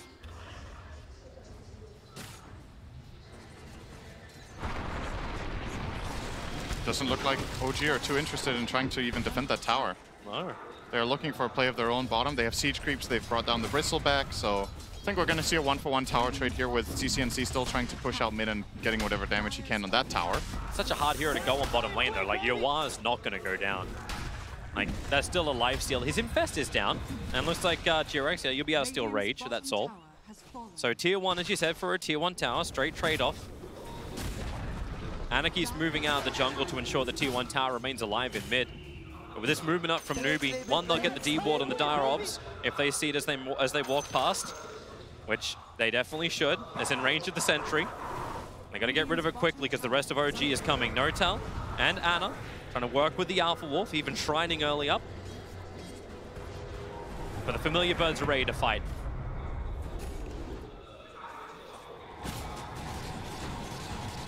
And they do not want to give Ana this room to breathe. And MSS even looking to steal the camp. Now Notel actually on bottom lane too, but the stun, it comes in towards the Elder Titan. The nuke damage is a little bit faster. Yuar able to just get himself away. Thompson underneath the tier 2 tower is in pretty deep if anyone wants to try and contest that, but Newbie had pitched a tent right here inside the Dire jungle, and they don't want to go anywhere else. Even Pilot Die with fresh Observer Wards to make it work. They're limiting IO's farm a lot if they can play aggressively up here. Thompson's really actually dead. He's so deep underneath this tower. They've got all the damage in the world. He couldn't use his TP to get away from this. And Yuar wants to remind him who's in charge. Tip Thompson 4-1. And he was the he is the number one net worth on the field. But the 3 right behind him are Newbies. It's a big kill, but at the same time, it does force Newbie out of OG's jungle. That's what you get out of playing aggressive with Bristle like this. You know, to kill this guy, they need 3 heroes. If they're going to bring them and get that kill, he creates a lot of space for the other 2 cores in his team. Both the Omni Knight and the IO will now be getting a little bit of space. But you got to be careful not to die too much on Bristle. Like you said, it's the richest hero on the field, so a very valuable kill. Do you actually like it where like Bristol's getting so much fun, but it's the life stealer? He's finished the Midas very early on, building in towards the Radiance. Yawar's timing is not being slowed down at all. Yeah. He's going to be ready for the team fight, probably before OG is. Yeah, I think Newbie are in a pretty good position here. And what it's going to come down to is the IO's timing. I don't think OG are going to look to do anything, really, until IO is level 15. So level 15 IO with Axe, the faster the better for them. Smoke up on mid, fortifications trying to let OG's wave push in a little bit harder, but then wrapping around the back. The ET splitter, it's all going onto the Tiny, but CCNC will tank it up. They chain them together. Jirax dies so quickly. Nortel's going to join him as well. The GA from Seb, it arrives, but it's so late. And now Thompson, this chain stun just continues to go on. The GA will wear off. Most of the abilities already been burned from Newbie. The tower still brought down as well. That went to Thompson. Good luck killing the Bristle with Omni next to him. Yeah. That's a little harder. Double damage. Double damage. But that entire fight happened without the life stealer, without the IO. The two are still on the polar sides of the map, having their own plays. CCNC. And Thompson's going after him. 4 Quill Spray stacks, Familiar dropped 1 and 2, creates a little bit of space. Stun time doesn't last long. And well, there is no stun available to stop CCNC's TP out. OG still got the mid tower though, which is nice. Like, even if their heroes aren't particularly good at taking team fights, which was somewhat apparent there unless they're all together, they got the objective that they came for. And they're willing to lose 2 supports for that. Grimstroke's in a little bit of trouble underneath the tower, looking for the stun for Thompson. Easy movement speed to get away. The silence will slow him down a little bit, but MSS looking for a rebuttal. Just some damage into Seb, but one by one, Newbie are up here. The Blink Dagger of CCNC is about to arrive, but he's lost his teammates. Is there a toss back? No, he just blinks over. He's going for the 15-minute runes, close towards his Beastmaster. The Stomp did not connect. This time OG get 1 rune. Yeah, they got bottom. They got that from with Jirax. I think CCNC is really looking for a big burst. Oh wait, they got 2 runes. Oh, look at that. Yeah, they got the one up on top and one on bottom, so Thompson and Jirax. Actually, I thought they only got 1 top. Raw, snaking. Oh, he got it all. Over on the top lane, and Omni Knight already protected by the Heavenly Grace. Nortel gonna ET splitter. It's more of space creation, nothing more. While really on bottom lane, Jirax is maybe a little bit too far forward. Grimstroke's got the silence available. Lifestealer moves forward, but then there's a Rage TP away to safety. Have they got the DPS? They do not. Thought he actually was going to get the silence in. If Seb doesn't get the Heavenly Grace off there, he dies. The cast point on Heavenly Grace is pretty small. It's pretty fast to cast that spell, so reacted in time for the Roar, and effectively just baited out a Roar. Do you like this with Grimstroke skipping the Soulbind at level 7? He's gone 4 points up in the Inkswell instead, but I was only thinking because that mid-fight, I was wondering where the Soulbind was. Where was the doubling of the Roar of the abilities? I think sometimes it can be fine to bypass it. He has a lot of synergies this game, though, but I do think he should probably skill at level 8, because the kind of fights that are going to be coming soon is with OG grouping up. IO is closing in on level 15. Newbie should know what's coming their way then, and the Soulbind can be the difference maker. Soulbinding IO to another hero, limiting IO's mobility, which is really high, of course, by being tethered to the Dom creep, is going to be really useful. I don't think CCNC really wants this. Nortel and Thompson, they're chasing the Tiny. It feels like CCNC is now just trying to create more and more space. Yawar still not finished up the Radiance just yet. Pylai Dai is going to have some issues inside the Dire jungle. Maybe he can deny himself up to the Ancients. This is kind of his hope, but it won't happen. Anna will claim his first kill of the game, and with that, the Aghanim Scepter is done 17 minutes in. Trade-off will be the tier 1 tower in mid. No fortification to stop that. Just the ET stomp to slow it down. It's a good spell still from Jirax, by the way. This is super useful for the next 3 minutes. I don't know if there's anything he wants more than this. Maybe if he can steal Roar after using Inkswell, it can give them a fantastic fight. But Inkswelling a Bristleback that's tethered basically hastes him almost, and that's dangerous. This is the time that Newbie will be properly tested. Yep. You've got Bristleback totally ready to fight. Full Crimson Guard. You actually have a medallion flying out in the courier. Mass wards are arriving as well. You have the Aghanim Scepter and Dominator build over on the IO. Anna can relocate in if they find themselves a fight. So they smoke up and they look for it. But what does Newbie do? They hide out. In fact, they then move their own smoke down to bottom lane. They're chasing Anna in the trees, and they need to stop that. They need to actually stop the relocate. They're able to do so. The silence arrived in time from Pylai Dai, and Anna totally controlled. He moved his Dominator creep back so he can potentially tether away to safety, but that won't happen. But Ana loses his life. What's the rebuttal? With always OG, there's a trade. It's the tier 1 tower top. Yep. And there's no way they defend that from Newbie, but they're buying time, right? They need to get this Lifestealer his Radiance. Yep. Lifestealer has not really been much of a hero this game so far, as it usually is when you go the Radiance build. You need that time to build up. And so far, so good. Sure, you lose this top tier 1 tower. I don't think it's the biggest deal as long as you don't start losing map control completely. Oh, found a new target. Grimstroke is actually the Inkswell that Jirac still had. Stunning up Lifestealer. Rage is available. He's got a creep wave to infest into, and he's got some problems. Thompson's moved in through the lane too. He needs a little bit more time. Who's he going to reach? A familiar? Is he going to reach anyone? They just have the Avalanche to create some space with MSS's stuns. Up they go. Toss them away. Shrine's still on cooldown for the moment, but Yawar can get life straight out of the jungle. They have to keep him alive. 4.5k gold on Yawar. And OG, they could Roche really soon. Are they actually? They're going in. They have info Medallion, so why not? Alpha Wolf's there too. Medallion, Goo, Wolf. Yep. It's a quick kill. Wow, that's faster than I thought it would. So I knew it would be pretty fast. Newbie can just go for a trade then. It's the tier 1 tower on bottom lane for Roshan, that's all. But now it gets dangerous. I think OG will try to maybe even high ground with this, because they've hit this like insane timing now. Either they high ground now or they wait for the heart, which is probably going to take longer than the Aegis unless Ana has some ridiculous kill streak coming his way now. So they're chasing CCNC. His Blink's on cooldown. Pilot Eye's nearby. He'll give a little bit of extra help, but Jirac has the toss available. Doesn't even get the stun off through the Inkswell. Pilot Eye's TP out. Takes a little longer, but he'll be away. So only chip damage into the tier 2. And Yawar gets away with the bounty rune. Radiance is flying over. He'll send that straight back as he rage TPs away to safety.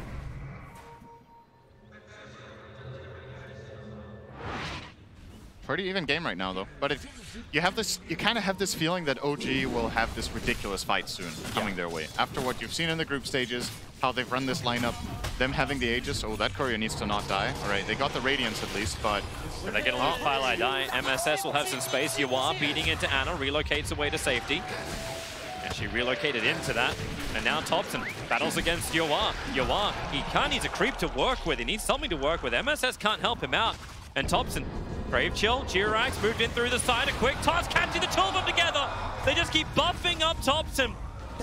Not even a ridiculous team fight. It's just an easy play where Thompson knows just how strong he is. Grabs the creep wave from up on top. You pull it towards mid as well. So all the pressure from snaking to the tier 2 tower will also just be negated. OG just have insane vision up here.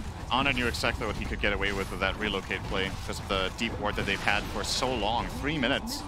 They've had this deep high ground ward in the Radiant top jungle. And it's high ground time. It is. 21 minutes in is the OG special. Pushing into the tier 3 tower. So snaking. They just have to almost let it go. Fortification will arrive, but until Lifesteal is back up, they can't fight. But new items arriving. Solar Crest is up. Rod of Atos and Omni Knight. They'll take the tier 3 tower. And there's no reason why you need to back up. Not unless a big initiation from Newbie is able to connect. Ana and Thompson, the ones on the front line. Remember, Ana's still got that Aegis Immortal. Yawar copying heavy damage early on.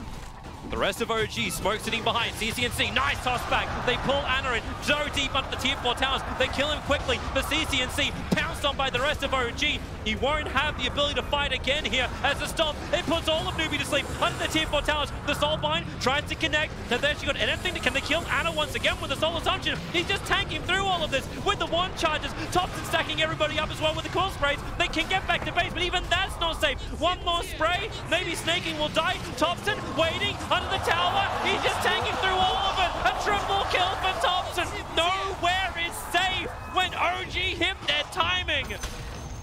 He just killed 3 heroes with the fountain. Oh, Bristleback, what a hero. Beautiful play from OG there. I think it was an admirable attempt from CCNC to toss the IO into the tower, but dying for that kill without having buyback is just too costly. They can't take the fight afterwards. They don't have enough damage to get through the IO twice with the Omni Knight protecting it, as well as a good defensive stomp from No-Tail, stopping 2 heroes on the Aegis respawn. They kind of used up their entire tank on the first kill, as we see in the replay here. They try to go on the IO. That's just not enough. He gets healed up, gets Heavenly Graced. And even relocates. For a moment, it looked like they would have a chance, but Thompson literally stands there and delivers. Oh my. Yes, of course, there's a bunch of grins on their face like, hey guys, we got this really great combo it seems that no other team knows how to play against. And it's almost props to Newbie. They let the IO through the first phase. They knew they were going to play against us. They had a plan. They get props for that? Well, they get props for attempting. Like it's like a participation ribbon.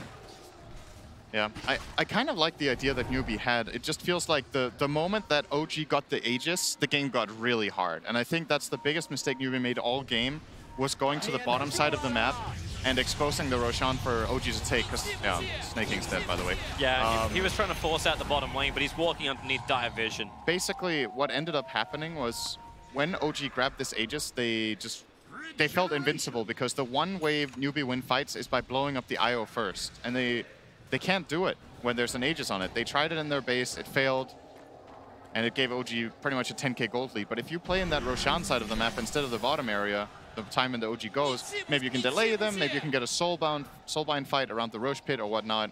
But it's just too easy when you give a Bristleback lineup with IO that Aegis for free. MSS now going to work with Yawas. It's a surprise. He was inside the familiar. That was a sexy play, actually. That was really nice. Now Seb's looking for a rebuttal. Yawa, he's just going to let MSS die. Nothing else that can be done about this. He can do some chip damage in the meantime, but Yawa had to come back to base because Thompson's still here trying to pressure. They were not expecting that to be an infest play at all. Familiars used as transportation. Yep. And that's some classic Tinker stuff. Everywhere on the map you can go. OG is still going to get 4 bounties. The game has still been played at their pace for the last 5 minutes, so sure, this Ana kill, it's nice and it looked cool, but you're not progressing the game really. You have to push out your mid lane. Well, maybe they'll catch Seb. Need to find a new target. Access to flying out. Oh, Snaking. Does he want to roar on that? Probably not. Pyle dies. Think he better slow down. Instead, Snaking. Another boar up.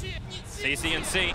It's the Avalanche. Support's coming in. OG, they have chased way too far here, Newbie. OG are under tier 2 tower. They have friends to help them out. The Soulbind connecting OG together. The Roar catching 2, Bristleback being pushed around to the side. But man, the Stomp from Nortel, they just create more and more space. And where is this damage that Newbie was meant to have? It's not there. They should probably be very happy that the only person they lost was CC&C. Yeah, that could have gone a lot worse. The Omni was just too fast with the phase boots. They just chased and chased too. Phase boots and drums.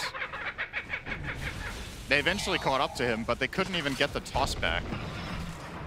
Yeah, now Roar and Soulbind is down.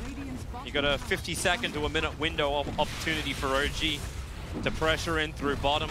And no Aegis Immortal, but they're about to get, with the Tower Death, it's going to be the heart on IO. Yeah, in the upcoming fight, the IO either had heart or a buyback. That's something else to keep in mind. Sure, maybe you don't have an Aegis, but you can still buyback relocate. Similar to how OG played their Spectre last year. They love playing this hero that can buyback and reconnect to the fight. And this is the only other hero in the game they can put on except Nature's Prophet. Maybe that's the next one he'll play carry. Who knows? But yeah, he's getting the heart. This kill is ridiculously difficult to jump perform. in, toss back. They found themselves a target, but Bristleback with a fresh Assault Cuirass. That's a lot of life and armor they have to get through. Yawa's giving it a shot. OG have come in deep. CC&C once again just stunned up and controlled from the back line, trying to create more space. He'll be the first one to die here. The Roar is finally out, but for what avail? Nothing is really going here. And Thompson, he's the man that's going into the fountain once again. Bathe in the glory of the Radiant. Thompson, he just does not give a crap. Anna will give all the life. This is just fountain farming. Gee, you got it. This is soul breaking. GG. Okay. GG. The message has been sent. You weren't home, and we smacked through the door and delivered it anyway. What is that? Oh man, that was my favorite moment of the game. Pylai die with the OK GG. Oh man. OG always have these quirky strats. Honestly, I think this will be the last game of the tournament they get IO. Yeah. I'm pretty convinced. Just, it's not because the hero is unbeatable or uncounterable, but OG just have these kind of they have these multiple different weird strategies that they can run with it, and you'd probably rather not worry about it. Similar to how, you know, thinking back at TI5, AOI's techies, it's like one of those off-brand heroes. You're like, you know, you haven't practiced very much against this playstyle with a core Wisp, so it's probably just safer to, you know what, we're going to give OG something else that they're comfortable with. We'll get rid of the IO to play a more normal game of Dota that we're used to. Because you see, this Bristleback, this Bristleback Omni combination, like, what are you going to ban, right? If they can run this IO core with 5 different cores in their lineup, you're not going to be able to prevent them from getting some sort of strategy like this. They hit their timing every time. OG, it just keeps working and working for them. No place is safe as they go 1 game up in this series. There is just no stopping them right now. OG on the crest of a wave as we welcome you back to the panel area, our draft panel already, our color panel already as well. Gents, you know, we didn't really discuss what Newbie should ban. We talked about what OG should ban against them. We didn't talk about the other way around. Maybe the IO is a bannable hero now. Yeah, the problem is it's not their win condition. No, it isn't, but it's an annoyance that they could do without. It sets up all the win conditions, so you can't ban out all the things that go with it, and you know what it's going to do, you know the timing, and there's just so many combinations that they have that they're comfortable playing. They clearly know what to do. They picked the perfect hero in the Bristleback. Newbie, I don't think really responded with that last pick Lifestealer in a way that counters it hard enough. And you just see it there. They hit, like, the switch just turns on. We talked about it before the game, right? Like, the game looked pretty close. What was it? Even game at 15 minutes, right? Suddenly it's 12K. Yeah. 10 minutes 22 minutes. It's done. You know, actually, at 22 minutes, Cap, I had this thing where I was like, you know, Cap's come in this morning. He's got a black jacket on. He's got a black tie on. He's got a black shirt on. Is he going to a funeral? Maybe it's Newbie's funeral. I was genuinely like, at 22 minutes, I was like, they're done. Depending how North America does in general today. Could just be an all NA funeral. Oh, don't do that. But don't go Newbie, that far. You know, like, we'll forgive them this one game. They lost against the IO. I think they had some really interesting ideas to it. I mean, the combination of 2 supports that could shove out waves. You got this this split pusher out from Snaking, his Beastmaster. You know, like, that's iconic. You've got somebody to be able to jump into the back line with the Lifestealer Tiny. Everything seemed to have, like, they've thought it through, on paper, that was how you were going to be able to deal with the IO lineup. Just doesn't actually work when all of a sudden they're fountain farming you. I got the feeling at the end when Pylai types, okay, GG, that it's kind of like a resignation of, we theory crafted it and we still can't beat it. So, okay, fine, you win. Let's just add to the fact that OG, there's nobody who's going to beat them in the psychological warfare. They advance from chat wheel to the sprays on the ground, the loser spray, and now they're fountain farming you as well. They're doing everything they can to frustrate you in a series. I mean, it's working, right? You don't just type OK GG if you're not actually flustered. Like, on a stage this big, like, they're actually, I'm sure they are a bit tilted, but you got to just reset. Need to calm down a little bit. I'd like to bring in our draft panel for a quick comment. Gents, you've got Kezu over there.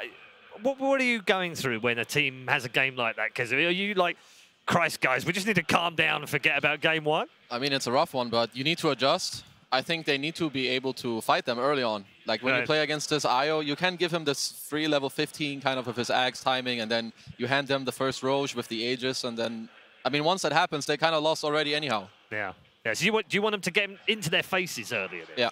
They did good stuff early on. They like went into the IO's jungle and tried to contest the stack, play some vision.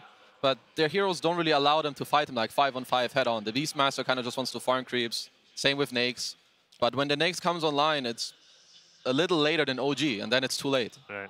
Yeah.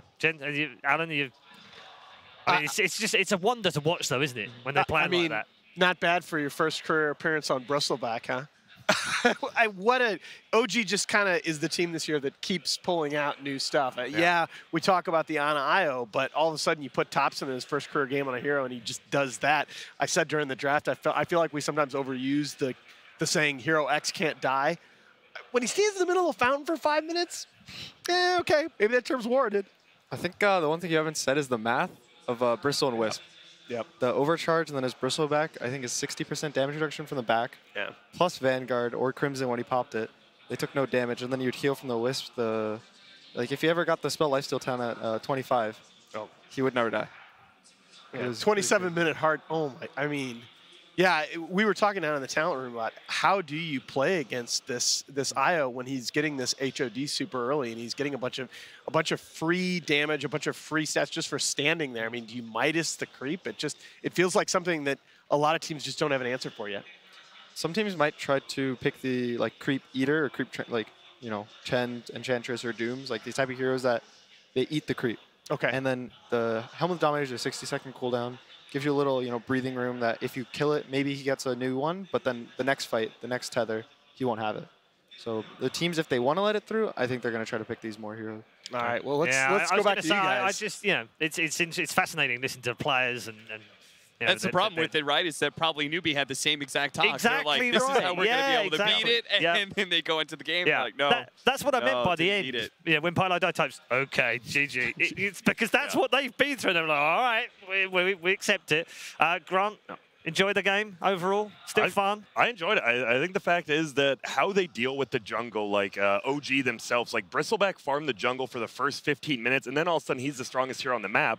And then this carry IO is like, well, I'm just going to go play in the jungle instead. And he farms it for like the next 10 minutes. And then they both just take over the entire game. Like they just play as a team so amazingly. Can't wait till we get back to game 2. But we've got a little bit of time before that.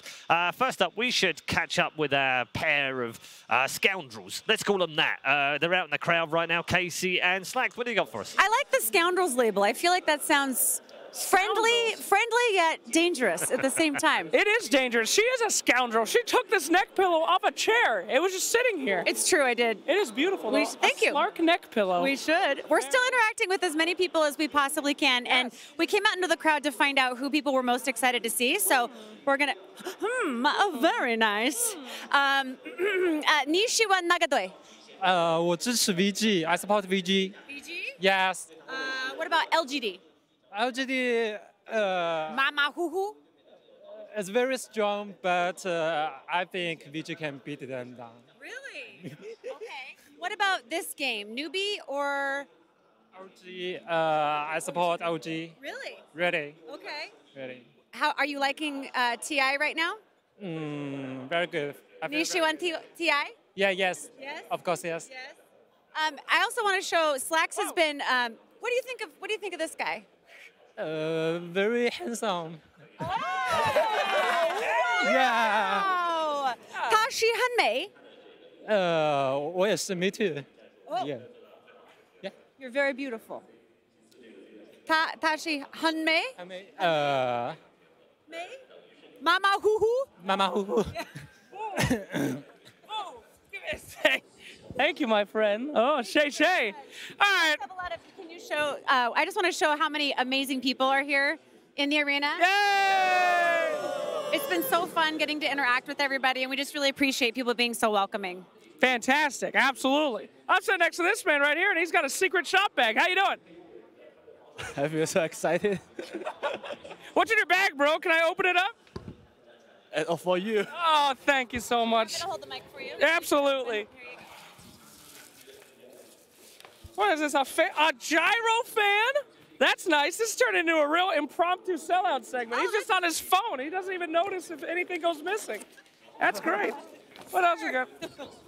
A hat? Your stuff. That's good. He doesn't even care. Sir, Slacks is still, all right. Well, thank you very much. All right, Casey, it's always fun having these things. All right, we got free stuff. Thanks, everybody. We're just gonna steal this stuff and see you later. All right, bye-bye. Bye-bye. Take everything. We're gonna go this way. No, I want to go please stop humping me. That's where the guy is. I can't go back that way. Oh, my God. Oh, no.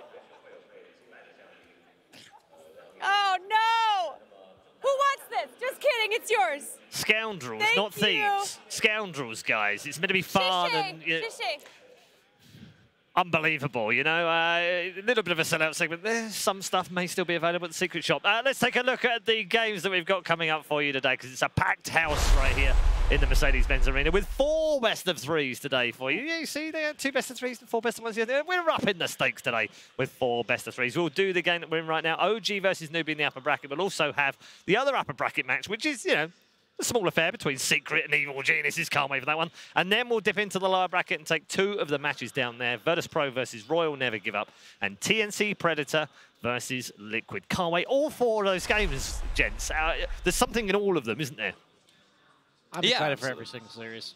Yeah, there's something you can kind of go, oh, I can't wait for that, or that player to play that player, or that team to clash against that, or that style against that style. There's something in every game. Yeah, there really is. I mean, obviously, EG versus Secret, that's always going to be a gigantic one, but the Liquid TNC one to me is just like, it feels like so close. Like, I'm super 50-50 on that one, and it's like, can Liquid, are they back on form, or was it just like that BO one? It's also Heen.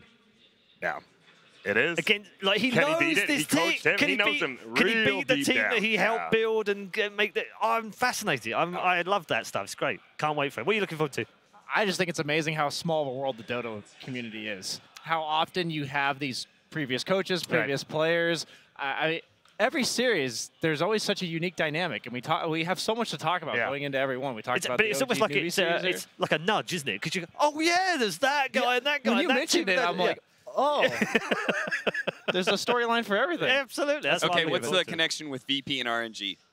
That one's a little deeper, but Royal are a big club in China and do have other parts to their organization. And VP are also a multi-game organization, and they've changed their shirts to Chinese stuff. So there's a Chinese team, and I don't know. I've heard each other in Rocket League. I've heard they just never give up. They never quit. They're the kind of royalty that never give up. You guys are stretching. All right, give it to us, Cap. It sounds like you have something. Yeah, like you obviously have the insider info. How about the fact that VP are, every single year they come into TI, they seem to be suffering every single time. Despite their whole DPC event, they go into this TI and they just always seem to be really bad. There is a cloud over them. Going on them. There is a cloud over them. Yeah, they're matched up against RNG, who are this like younger squad that never gives up. Now you're doing linking somewhere in there with Grant, right? Something about TI and not giving up, and there you go. There's the story. It sells itself.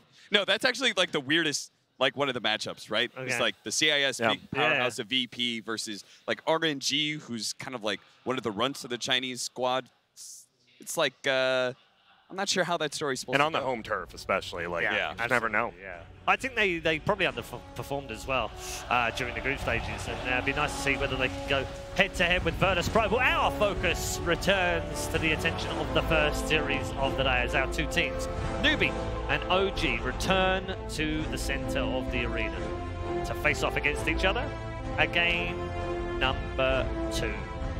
Newbie getting themselves ready. OG setting themselves up for another run at the Ages. Reminder for you, if you're just joining us or you're new to TI, no team, no player has ever won 2 Ages championships. We've had 8 TIs, 8 different winners, 40 different players have been champions. It's an incredible stat that I have a feeling might just be broken in 2019.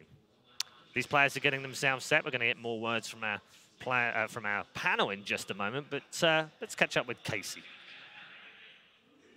MSS. Good to see you guys. Hello.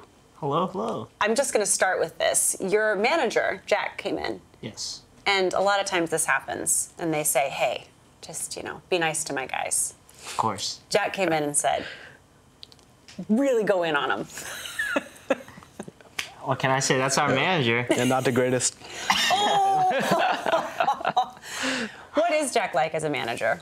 He's a big goon, honestly. Normally, you expect a lot of professionalism from your manager, some sort of guidelines for your players, but he's actually just one of us. He's just a goon as a manager. Yeah, he's one of the boys. Yeah.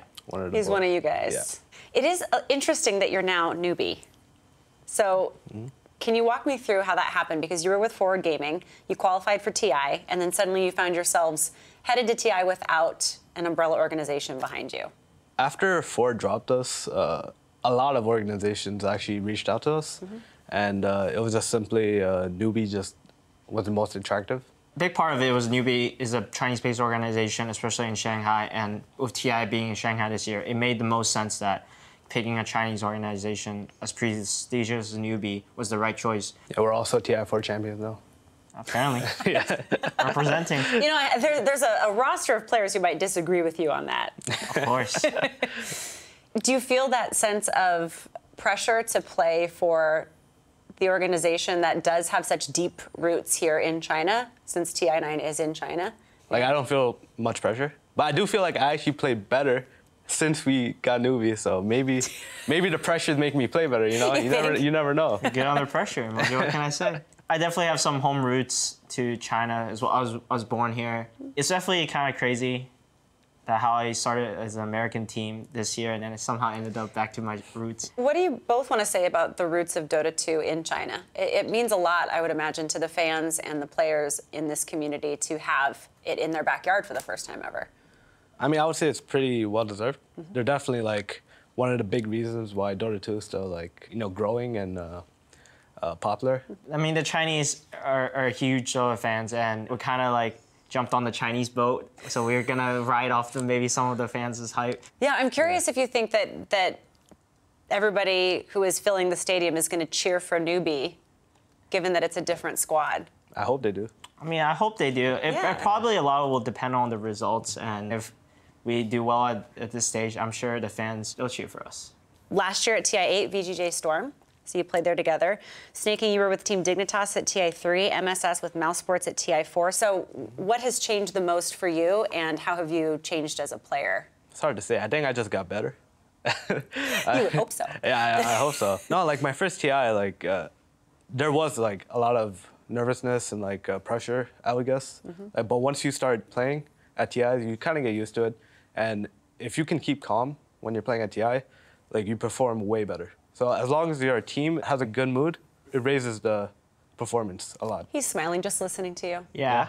I mean, it's just, in TI3, when I played for Dignitas, that team was probably the most toxic team I've ever played on. So it kind of built off of mojo. Like over the years, I kind of learned how to be able to talk with your teammates in a better tone. And all these things that are not skills you learn inside the game really per se, but they're really helpful. And now here we are at TI9, and as you said, you hope you're better than you were in the first. But is there anything, let's just even talk about TI8. Anything stand out when you think back to that you think, okay, yeah, I'm not doing that again, or no, that definitely worked? Come on, OG series? Oh, there were so many mistakes. No. Oh, no, there was a lot of mistakes. Yeah, I actually don't know how we got top 8. I actually don't know how we got top 8. Oh, man. Like, there's so many mistakes. It's not even just us. It was like everybody at TI. There's so many mistakes that happen. So, like, as long as you're the team that's making the fewer mistakes, right, you're golden. Well, it also sounds like if you have the ability as a team to regroup after those mistakes. What has worked for you? You have to be able to learn how to move past your mistakes during the game, because if you dwell on these mistakes your teammates or yourself made during the game, it's not going to help you in the present and in the near future. And you just got to be able to reflect upon it afterwards. What are you most looking forward to? What part of TI9? I mean, hopefully we play in the grand finals. That would be pretty You good. might be hoisting this little... Well, it's not little. It's very heavy. I tried picking it up. Is it actually heavy? I guess we'll find out. Of course. Yeah. Well, I wish you both the best of luck. Thank you so much. Thank you. Thank you. Yes, always fascinating to hear players with so much experience coming to TI and kind of, talking about how they cope with the pressure and everything else. These guys are old hat. They're fine with it, Cap. I love the fact that Snaking just immediately tackled his whole toxic past that he's had as BSJ. I mean, you would know a lot about toxicity in teams and such, right? Yeah, I'd say that's probably the main problem with NA. I couldn't tell if that was a jab at me specifically. How about your time at Team Runes? Yeah, I've already tried to forget that. I think the major thing that he talked about is how much you learn playing on teams. It's not the experience of competitive Dota, but the atmosphere and moving past the tough parts like we saw with OG last year. Yeah, absolutely. All right, thanks very much, gents. It's time for us to get back into game number 2. Get ready for our draft panel. OG versus Newbie. Game 2. The TI8 champions trying to recapture their magic on the main stage this year, and they've just taken that first step to repeating history, guys. They began their TI last year with a 2-0 upper bracket win over then VGJ Storm, became Forward Gaming, and they're halfway that same kind of result today. Very convincing game 1. I want to talk to you guys specifically about that duo that we saw on the couch there with Casey. MSS and Snaking held to only 3 assists apiece in that first game. Not the kind of activity around the map that we've seen from them so far in this tournament. What can Newbie do to change their fortunes in game 2? I think the biggest one is the Wisp ban, which we've seen already. There you go. So they banned the Wisp, they still banned the Chen, and then the Invoker ban is a little surprising to me already. I thought they would try to save it for MSS here, because that was one of his best heroes, I think, in the group stage. Yeah, especially with the first overall selection. And now, by the way, Enchantress on the board. OG has picked that hero first overall every time they've had the opportunity. So Newbie need to think here, do they want to give that away? I think it's between Magnus and Enchantress right now. Most of the teams that play against OG, they're either banning it, or if they're first pick, they're snatching it. I mean, I would expect OG to respond with their mag. I would be surprised if they didn't. We talked about Seb's mag, of course, last year at TI. He is on a 22-3 run in professional games on that hero. It's been statistically his most successful hero over the past season. My lord. Yeah. It fits well. What are you going to do, right? It fits well with the way they want to play, I think. It lets Anna play this really hard carry. Even if its lane's a little hard, he can always just jungle. He doesn't really need the items. He gets like, 2 Wraith Bands or whatever. He gets some power. Jungle's dead. Yeah, that's one of the things that we've seen a lot of this year at TI is the carry pool has shrunk a lot. There's so much, it feels like, economic pressure on these big farming cores. And Magnus, of course, one of the big mechanics and in power that sort of relieves that in the laning phase especially. It's also why heroes like Alchemist are really strong. You can jungle at level 3, level 4. The offlane picks this like dual lane that's supposed to crush you in the lane and your game's supposed to be unplayable. You get level 3 because of pulls. You hit up the jungle, you still have 800 GPM. So absolutely. That's why that hero is really scary for most teams, and they usually ban it, but I believe it's not banned this game yet. Yep, so OG, often when they do pick the mag, they will actually pick the mag combo in the first phase. They had a mag jug open earlier in this tournament. Are we expecting something like that here, or do you want to keep our draft a little more flexible? I just think it depends on kind of how they feel. I think mag jug is probably the best mag combo that there is out there. He lanes well against most heroes. He also gives you like tower pressure. Yeah. So it means like you don't just have to AFK farm when you have this Magnus now. If this Jug has a good game, he can run at towers and pressure them. Also is good against Enchantress. You don't need to hit her in the early game to deal damage. You can just spin on her. Even your Omni Slash isn't affected by the passive.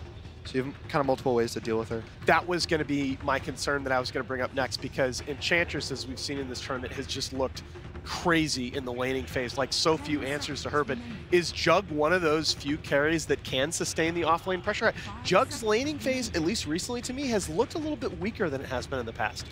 I think it kind of depends what he lanes against. Against most heroes, he's okay. I think against Ench, it can be okay, but it also depends on what the Ench is paired up with. I think good picks for Newbie here would be, they often like Ogre with Ench, I believe. So that would be okay. Oh, this is a hero, again, tied with Elder Titan for the most picked in this tournament, and I was shocked that it went all the way through the last phase, especially because it can be a flex pick for OG. This hero, like Soul Catcher in some of these games, especially against heroes like Alk, has looked flat out broken to me. Yeah, it's a, I guess that means it's a, they can forward or 5 it on Newbie. I don't think their mid plays it like Thompson would. No, absolutely not, absolutely not. But for the Jug, they have nerfed him the past couple patches. He lost some movement speed, he lost some agility and strength. He lost some, Blade Fury damage, so that lane is a little rough for him in the early game if he doesn't have a good kill for the Enchantress. The Enchantress, I think, has like a 35 or 40 movement speed advantage on him. So even with the boots on Jug, he can't really catch up to the Enchantress. And when you talk about scaling, of course, into the late game, Shadow Demon, I think, is low-key, like, you get that Ags going late. And even the 5 position Shadow Demon with some of the support gold mechanics is eventually going to get the Ags. That hero terrifies me in the late game. The Shadow Demon hero is super strong right now. Both like every single spell. He has Wave Clear, you can burst people with Soul Catcher. His ulti makes a lot of hard carries like unplayable.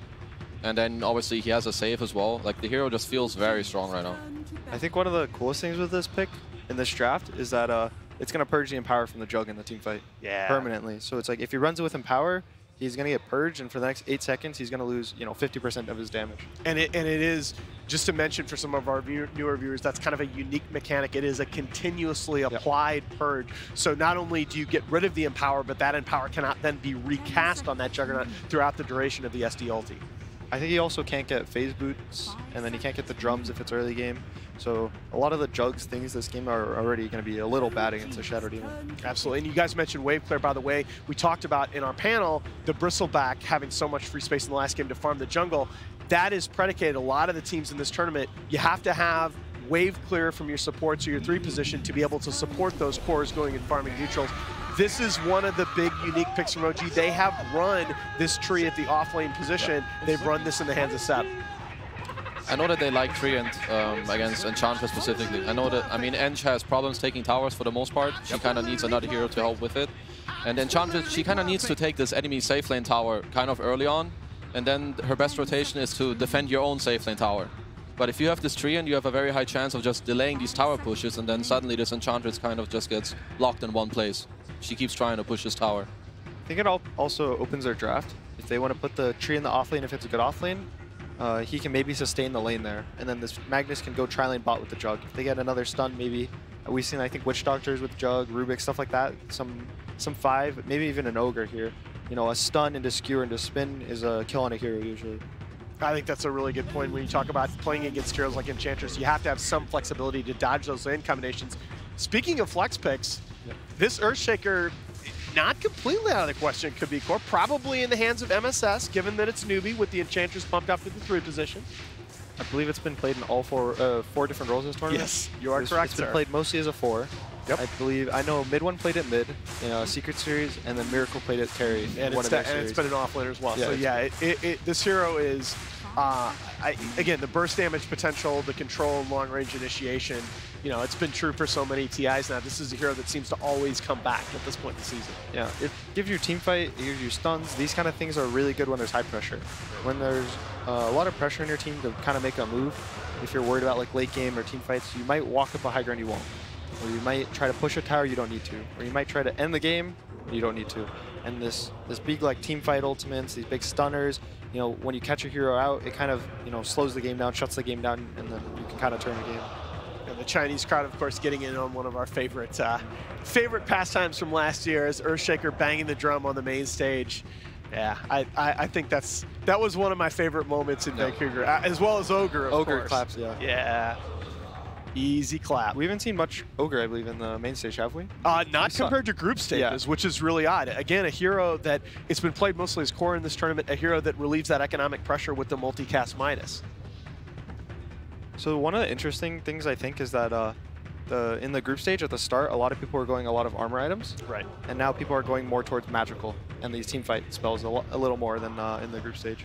So there's more like Earthshakers and like this Ogre hero. He was really good against his physical damage. If you were going Solar Crest, Basilius, Phase Boots, all these kind of things on these like heroes.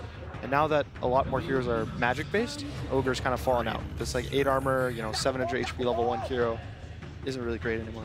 Wow, so the Grimstroke pick here is interesting because there are not that many single target spells on the side of OG. There's not necessarily that classic combo. We also didn't talk a little bit about, between this tree and the Magnus, Seb can't play both. So what do you think we're going to do with these 2 heroes in terms of personnel? I'm guessing that Seb is going to play the Mag, and I think Jarex is going to play this tree. And I was kind of wondering what hero they were going for No-Tail here. But I think they were kind of just looking for a hero that deals magic damage, because I think they're very low on that right now. They have Jug, Mag, Treant. They're kind of just a lot of lockdown and physical damage. So I guess that was kind of their most comfortable pick. Well, and initiation range. We talk about the initiation range potential of the Earthshaker. Grimstroke's another hero that gives you magic damage from way back in the back lines. It's also a really scary tri-lane if they want to do it with a Grimstroke. If he puts Inkswell on either the Jug or Tree or Mag, there's these 3 melee heroes already for him. Any of them is going to get, like, you either punch from the tree line of a tree, you just spin on them with a Jug, you wrap around, skewer them back into you with the Mag. So I think either of those heroes can be their, you know, their force. And what do you want against a hero, a support in the back line that's a little bit squishy? You want reach, and that's this Ember Spirit pick right here. He does have to worry a little bit about the silence coming out from the Grimstroke, but again, you can slide a fist to deal with that. So this pick, I think, is a little scary this game because of the recent changes. Tree gives you a lot of roots, and the Grimwolf gives you a lot of root. Yeah, that's true. And now you can't slight out of roots anymore, and you cannot fire remnant out of roots anymore. So there's a lot more of these mechanics that you can kind of get caught by. So I think it's still a good pick. It does well against tree armor. It does well against a Grim if you can ever jump in the back line. Even Jug, it's hard for him to omni. You can either disjoin it with your Sleight of Fist, or you can join it by, you know, jumping away. Even the mag you can kind of annoy, chain him in the back lane, he can't get blinks. So I like the overall pick, but I'd be scared if he gets caught out by these roots in the mid game. Do you worry a little bit, like we started out talking about the Enchantress, about this is a hero that forms the foundation of a very solid laning phase. Do you worry a little bit about OG punishing the Ember in lane with their last pick in the hands of Thompson? Something like a Monkey King can just ruin Ember's life. I mean, I think it's very likely, especially if Newbie now pick a hero that is kind of locked into the safe lane. I think something that would be good for them is if they have an open pick that can perhaps interchange with the Ember, of them both going into mid lane. Maybe like a Gyro? Something like that, because I think OG will for sure punish this Ember. If they know he's gonna be middle, they will counter pick him hard. I think CCNC's gotten really good at the laning with Ember. A lot of players have practiced Ember versus Monkey matchups, and they kind of know the timings now. Like before level 3, the Jingu is actually really weak, so you can actually out-trade him with your Flame Guard. But once you hit level 3, level 4, you have to pull the wave into you. So I think they're going to be comfortable putting this Ember mid and knowing that CCNC is going to have a game. All right, as we see the final pick coming out from Newbie, this is more than likely going to be a safe lane Sven in the hands of UR. Gunnar correctly calling that Newbie are comfortable with the CCNC Ember mid. Now is OG going to go for that counter pick in the hands of Thompson? Really, not many other teams have touched Monkey King in this tournament. Other picks that we're thinking about here? Kind of looking right now. I'm not sure. I don't like Monkey that much here on this spot. Okay. All right. There is the Monkey. Again, it's about the player. All right. So guys, really quickly, final thoughts on this draft here. Can Newbie even this series up? I think they have the tools to do it, more so than the first game. I think CCNC is he's still on a playmaking hero. He was a Tiny last game. I think this is a playmaking hero that scales. Tiny, he scales, but you need 10,000 gold to scale. You need Ags and a Daedalus to kind of go into the mid-game physical damage, late game. But Ember, you need, drums, Maelstrom, BKB. All right. We've got game 2 just about to get underway, but first we got a special treat for you. Here is Casey, together with the guy that keyed OG's run at Epicenter, OG Coach Sakshka. That's right. All right, so we always get the casters' opinions on the draft, but I want to hear from you yourself, how you feel about this compared to the draft in the first game. I feel really good. We have our classic mag draft, so yeah, 2-0. Were you able to listen to how the guys were talking to each other in-game for the game 1? Yes, I was. It was really good. The communication was super hype, and it was a really cool game, so yeah. What were your biggest takeaways from the first game? Anayo? Io's always good with you guys. Yeah, it is definitely. Well, best of luck. Thanks for chatting with us. We'll talk to you soon. Thank you, guys. All right, back to you guys. I'm shocked. I'm baffled. Anna Io, the takeaway from game number 1. I think a large amount of confidence also. But game 2, no Anna Io. We're going to change it up, but we're coming back to another one of the staples you're talking about from OG. It's the Seb Magnus. It's the buff up on the Juggernaut. It's Thompson Monkey King. And it's good to hear from the coach that they like winning. That is yeah. always something you're not really sure about, and that you trust in your own best strategies and feel good when you get them. Yeah. So yeah, awesome. So we feel Sakshka was he was glowing. Right? He was glowing. He looked like he was having a great time. So if that's a reflection of what the team atmosphere is like, then OG are in a great spot right now. They just seem super happy, all of them. Yep. So all right, let's get into the game. As Sakshka pointed out, they do have their Magnus strat, and they did play the IO last game, so 2 of OG's absolute staples they have been given in this series. I still feel like this game will probably be closer than the previous one, because this should be something Newbie are more accustomed to playing against. Yeah, that's a bit more standard, if you will. And speaking of combo pick, they've got plenty of them themselves. They've got Snaking on his Enchantress, they've got the MSS Shaker, Ember Spirit for CCNC, Yawar Sven, and Pilot Sharium. There's actually, like, for these players, all of the heroes that they're playing are probably one of their 3 best that they have. So they're definitely comfortable too. I'm also liking just seeing CCNC on an Ember Spirit. Like getting him into that playmaker role. There's not a huge amount of control against him, and you'll know CCNC will play it still defensively against OG, but it's that ability just to sync with the rest of his team, create that space, and if things go wrong, they can always back each other up. You've got multiple saves, be it through the SD, be it through, obviously, like Sven, he's got a lot of AoE control as well as having the Warcry, but the bigger thing is MSS. Land a big Echo Slam and you actually have something to counter that initial fight that OG's looking for. And even if they don't have the perfect synergy with the Grimstroke, as opposed for the Soulbind,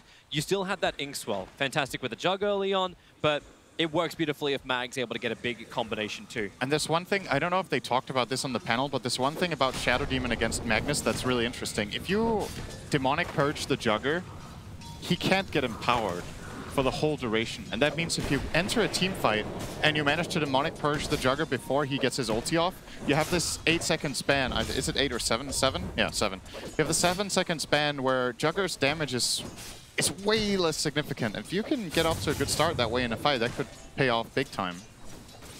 And Thompson's right in the face of CCNC. He's trying to get as many of the stacks up as possible. And this is where I almost want to keep my eyes on, just watching how CCNC is able to handle this lane and handle Thompson. While Yoa's just burning bolt after bolt on bottom lane. This lane's a little bit harder to run. Jirax and Seb together, they're very tanky, they hit very hard. But Pardai plays from range. As long as Yoa's got mana, he can always have the stun available too. And then the safe lane, Ana and Notal together once again, this dual lane sync that OG gets so well in all their lanes. The reason, by the way, that this Shaker Enchantress work so well together is that Enchantress is an extremely independent hero. Just give her a little bit of help and she can solo pretty much any dual lane in the game. So MSS gets freedom to move and doesn't have to steal too much experience from the offlaner. He can't really help kill the mid lane though. Like, this isn't like you're running like a burst style hero with chain stuns. Like CCNC goes second point up in Flame Guard now. MSS gonna send in the illusions. He actually potentially could have body blocked up the courier. And now with a fissure stun, CCNC, they're bringing him low. Thompson gets a life steal up again, but they're just trying to burn him out. The fissure wall is gonna break in just a couple of seconds. Thompson, he's gonna live through this. No way, they can't let this happen. Start a fist up cooldown right now. CCNC, he claims the first blood against OG. And Newbie, they needed a win like this. They needed something to go their way.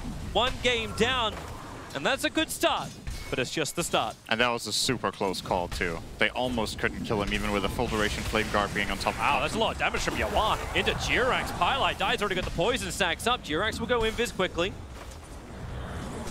That's just Stormhammer. MSS is arriving. Jirax is fine inside the tree lines. He has stick charges available as well as well, he's being a cannibal right now, eating tangos. They really want to have a crack at bottom. If MSS... Actually, can they?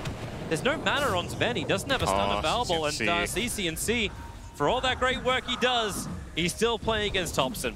He gets his own back. That's really bad news, because as the panel talked about earlier, when it comes to comeback kills, if you're behind in this mid lane and you get a return kill, you're leading. And at this point, Monkey King is now far ahead in the lane. He's going to hit level 5 before the Ember Spirit of CCNC, and he's probably going to be relegated to the jungle relatively early. Thompson's going in. They will get Fissure. Are they just going to be trading kills, these guys? Yeah, they're getting a bit of jump, and my god, MSS. He got him on the wrong side. Yeah, that's a melee hero, guys. Thompson, he's asking to hold hands with CCNC while up on the top. Snaking's in trouble. Has to trigger off Nature's attendance as Ana and Notal did their combination. Bottom lane, the root's out. Yawa trying to move back. Pylai die. He hasn't have a save. He's already used the disruption. And they're almost out of consumables. MSS will arrive in the lane. They're pinging out Jirax, but I don't think they can really do anything there. There's one Stormbolt available for Sven. And MSS, he had the right idea in mid. Both times he's ganked, he's tried to fake out the fissure so that it doesn't get dodged, as Snaking should be okay here. Yeah, couldn't get the body block absolutely perfect. There's that fight on bottom. So they waited a long time for it. They committed those abilities we were looking for. CCNC again. Going again. Yeah. He won't even die to the tower. He switches the aggro at the very last moment. So only got to hit once by the tower. And you see, he's making use of the Mischief. That's what MSS did well when he ganked mid, is that he fakes out the Mischief on the fissure so that it doesn't dodge the damage, but the last fissure was on the wrong side. Thompson gets another kill, and now he's a beast. What do you do in mid? This is a big problem. This is a Monkey King that won its lane, has top CS in the game, and has Empower. Thompson is already 1,000 gold ahead in the mid lane. 2.8k net worth compared to the 1.8k of Sven. That's the difference between the number ones of OG and Newbie. And now you look for the bounty runes. There will be a 2-2 trade-off. Thompson gets 4 stacks, CCNC has to back off. MSS will drop down the Observer Ward, and they may will try and work here with Pylai Die. If Thompson gets a little aggressive, which, hey, it's Thompson. MSS is the fissure, but Thompson hits the first attack. He's going to wait the fissure out. No-Tail's also arrived, and Thompson, mischief once again. MSS, now the fissure block, holds in No-Tail as well as Thompson. The poison sack's good over on Thompson, but they go for the other kill. No-Tail, a quick sleight of fist from CCNC will claim it, but they don't get the one they're looking for. They don't get Thompson. He's going to salve up and get ready to go once more. He's drawing so much attention to himself that Ana just has a completely free game right now on the Juggernaut. So does Seb. When Enchantress hits level 6, actually never mind, because No-Tail rotating off of top relieved some pressure from Snaking, and when Snaking gets level 6, this lane is not inhabitable for Juggernaut anymore. Fortunately, he can jungle with Empower, so he's probably going to be connecting with Seb relatively soon when Seb has level 3 Empower. Maybe they will start playing a little bit closer to each other, because this top lane is not fun anymore. A little bit of wasted time of Thompson hunting inside the jungle. If he caught Yawar, it would have been great. But MSS forever just trying to make life a little bit more difficult for OG. Defensive spirits are up for CCNC. So unless they get perfect control, CCNC should always have a get out of jail free card. Bottom lane underneath the tier 1 tower. Yawar just TPs away. That leaves Pylai die. He's looking for some kind of rebuttal onto Seb. Creates a couple of copies of Ana. That's probably the most amount of damage Pylai can do here. But into a spin, Ana around the tower. Pylai won't be able to survive. While in mid lane, they keep on going. Thompson and No-Tail together. Spirit jump forward from CCNC. Doesn't have the defense anymore. And MSS can't actually cast a fissure, so Yawar has to come in. Monkey King, the stun control. MSS is trying to be there for it, but Thompson still getting the run into the trees. Cuts his way around. Of course he can. No-Tail with the slow. CCNC, he's not done yet. He still wants more. TP back, bottle up, but Thompson's too fast. He's going to walk back to the tier 1 tower. And that is space with capital S, created in mid by No-Tail as well as Thompson. They're forcing so many defensive rotations out of Newbie, and that's going to cost them their bottom tower. They rotated Ana down here and gave him Empower so that he took that, and he's going to keep his farming going. Snake the really uninhabitable lane, yeah, they'll plant a tree end up here. He actually got so much damage from snaking. He's fine. Yeah, he is for the moment. Jirax's going to look for the denial on the tower, and Radiant, no, it's going to be the catapult that gets the last hit, while MSS catches out No-Tail walking up. Understanding that that first little bit of damage from the Enchantress had No-Tail solo. It's a good grab from Newbie. They need to get something going their way. The only lane that has truly gone well this game is Snaking's, so they playing around him, getting his tower is very useful. And you imagine, I don't think this is the kind of game where you just want your Enchantress to sit in the off lane and just stay up here for like 10 minutes, just pressuring the top tower. I think he needs to get involved for his team's sake to get the mid tower and put some pressure on the Monkey King. CCNC diving pretty far here with Flame Guard, but just cleaning up the wave and he'll be jumping out in no time. It's like he's now trying to bring the attention, get it off the side lanes, get it away from the recovering Sven, away from, well, I suppose the Enchantress, who's still just adding the pressure up on top lane. Feels like I'm watching Ice players. Like, yeah, so I took the tier 1 tower. I'm still not going to leave. He'll stay here a little bit, but then I still think the mid rotation is the play to make. Oh, they're going to go for him instead. Yeah, Thompson's moving in. He observed what was planted, but won't matter. Snaking triggers off the attendants. Difficult for Thompson to build up these stacks, however, but No-Tail will slow him down. They'll get the stuns out as the Inkswell will connect, but Enchanter is still healing through everything. Double braces, and Thompson can at least mischief dodge one of the imps, but in mid lane, CCNC jumping in, has no Searing Chain, so he can't hold Seb there. Needed MSS's stun to connect, but it won't happen. He's putting some really good aggressive pressure though, forcing rotation from OG and getting some tower damage in soon for him, hopefully for him. But yep, guess what? We didn't talk about this, but Jerax can heal towers this game. So if you want to grab towers, you need a successful teamfight move that overwhelms the opponent. This chip damage is not mattering too much. This is a nice observer and sentry up on top. If Jirax runs to the northern trees, he'll be fine. If he runs to the southern trees, won't be as great. MSS gonna have to fidget block him up, and Snaking is able to claim this quite simply. And CCNC is just going for supports as well. No-Tail into the tier 2. Again, no Searing Chains, however. He's got the Sleight of Fist, but needs to burn No-Tail down a little bit more before that'll be successful. And very deep, but it won't matter. But you'll always know there's an escape way for CCNC. Bounty runs, 2 for 2 it looks like. CCNC trying to get the bottom run. Lots of pings coming out from No-Tail, but his team is too late. They're not in position. It's a nice one for CCNC, a double damage rune. And he's still going to do the TP back to base. got himself some nice gold here from the couple of kills. He had a very, very hard start, and he is still behind the Monkey King. But this could have snowballed out of control if they didn't make the correct adjustments. And at least now it looks like CCNC will be having a game. Absolutely perfect. And Seb's the man who has to hold the tower, faking the RP out. There's no way he's going to trigger that until Thompson comes in range. Now he might do it. CCNC, the RP will go down. Flame Guard's protecting him nicely. Have they got the start of control? CCNC does go down. The vision from MSS comes a second too late. And Seb perched up, just skewers himself back to the safety of the Tier 1 tower. Seb, you know he's smiling himself at the booth right there. I faked you once and you thought I was going to fake you a second time. Definitely not what happened. If he had a mid lane ward, he wouldn't have died, because then he knows the Monkey King is connecting. OG were banking on the fact that Thompson was not visible running down the lane, and that was indeed the case. There was no vision for Newbie in that instance, and they didn't have any defensive supports there, and none of the two were there. Monkey King comes out, Snaking, got to get the hell out of there. Man, that looks beautiful. Thompson. Now Snaking's actually with the attendants, thinking about fighting inside the command. With a TP support arriving, no Wukong, no RP available. They still don't push the Tier 1 tower because they haven't pushed it. The living armor still kicking in. And what does OG do? They smoke up, they're moving south. Seb and Notel gonna try and combo up here with Notel, with Ana. The Notel combo. Yeah. It's just Meepo in real I'm life. ready for it. Yeah. I mean, Ana's been... That's, Omni Slash? That's a lot of damage, and you are dead under the Tier 1 tower. Level 1 Omni, but totally isolated Sven. That should not be happening. That's a huge kill, too. Furthering the space between these two carries. Ana got 400 gold for that kill, and Sven obviously on the sidelines for 30 seconds, not farming a single bit of gold, as Ana is clearing out an Ancient stack, so he's overtaking the Sven now by 1,500. And it's just all the economy going the way of OG. Experience is cracking 3 grand. What do you really get in return? Jerax can just keep hiding inside the trees. Unless someone's bringing in dust. And it looks like MSS will be the man to do that. But he's right underneath the Tire Observer Ward. So Jerax sees it all. He's level 4 living armor.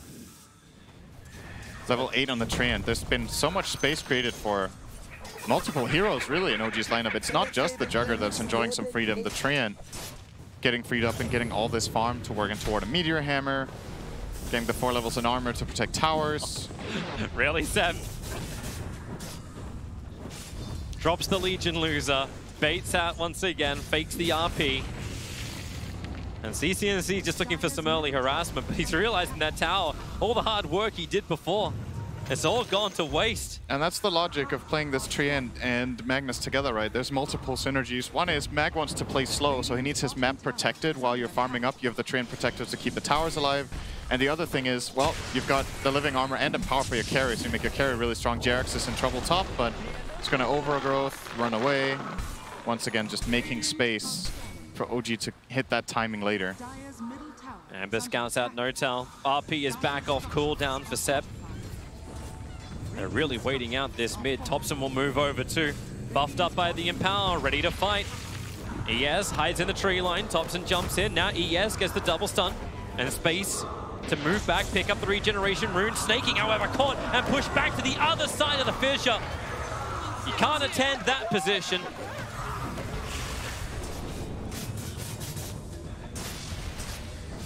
Newbie's lineup can't get this tower. It's actually, I just don't think it's possible right now. Yeah. The mid tower is going to be exceptionally hard to take. The Sven needs time to farm. The living armor and the just overall defensive team fight from OG is super strong. Like if you go into any dangerous area, you could get overgrowth, you could get RP'd, you could get skewered, and you're even fighting against a Monkey King that could be in the trees. So there's so much. It's almost like playing against techies if heroes are missing. Like you don't know where you're safe at all in this game with both the Treant and Monkey King in this hidden mobility, ready to jump you at any point. And Seb's making it so difficult to battle that bottom rune out. And CCNC still able to claim it, walks into Ana, realizing he's so low. There is the Omnislash with the Sleight of Fist. He's burning through it, and Ana, Spirit Jump away. Wastes the ultimate. I think he had to do to stay alive. Yep. He had to threaten CCNC away from him with a really nice slide dodge on the Phantom's Embrace. Looks like they're going to try and fight. Yeah. Away now there's from no dive Omni Slash. And they know there's no RP. And CCNC wants to get in there. Like, he's got drums up and running. Paradise got purged. They're looking for a target. Thompson's probably going to be it. He pounces up into the tree lines. No tell. Well, he'll have to turn into it. They're able to get the double stun off. Ember Spirit, Slider Fist coming off cooldown right now. No tell can't walk away. He knows it. But now if you're going to commit to this Newbie, they have to take the tower. They can't get this tower. They can't. TP's already coming in. Doubles in. Anna through the back lines. He doesn't have the Omni Slash, but with the control stunts, the save from Pilot Eye is essential. OG, the Rue, Jirax catches out 3. CCNC, there's no way out. He's got no mana. He's totally dry and dead. And OG love it. That's now the 4th death on this mid of Newbie. Well, theirs is sitting on 5 kills for 1 death.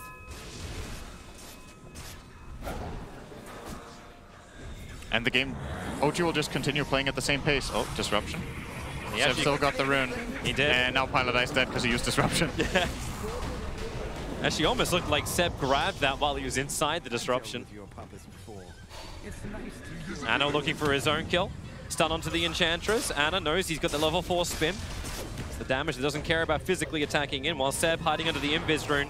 He's just out of range of the tower, but if he RPs, he'd instantly kill off CCNC.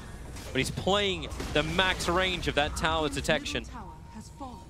And the other pings are coming up towards top lane. Yawar farming up quite heavily, but it's Jirax who's stalking him. The sentry wall will be planted. Yawar, he knows he's in trouble. He has to TP instantly, but Thompson's already here. Yawar should not be able to escape this. Thompson up into the trees. Yawar actually cuts him down quickly, tries to juke. He's going right instead of left, but the stun from Thompson checks right. And Yawar into the Wukong. Nope, he's going to Stormhammer it.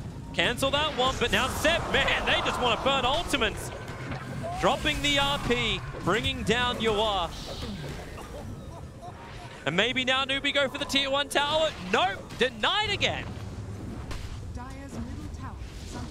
And this is a goofy lineup from OG.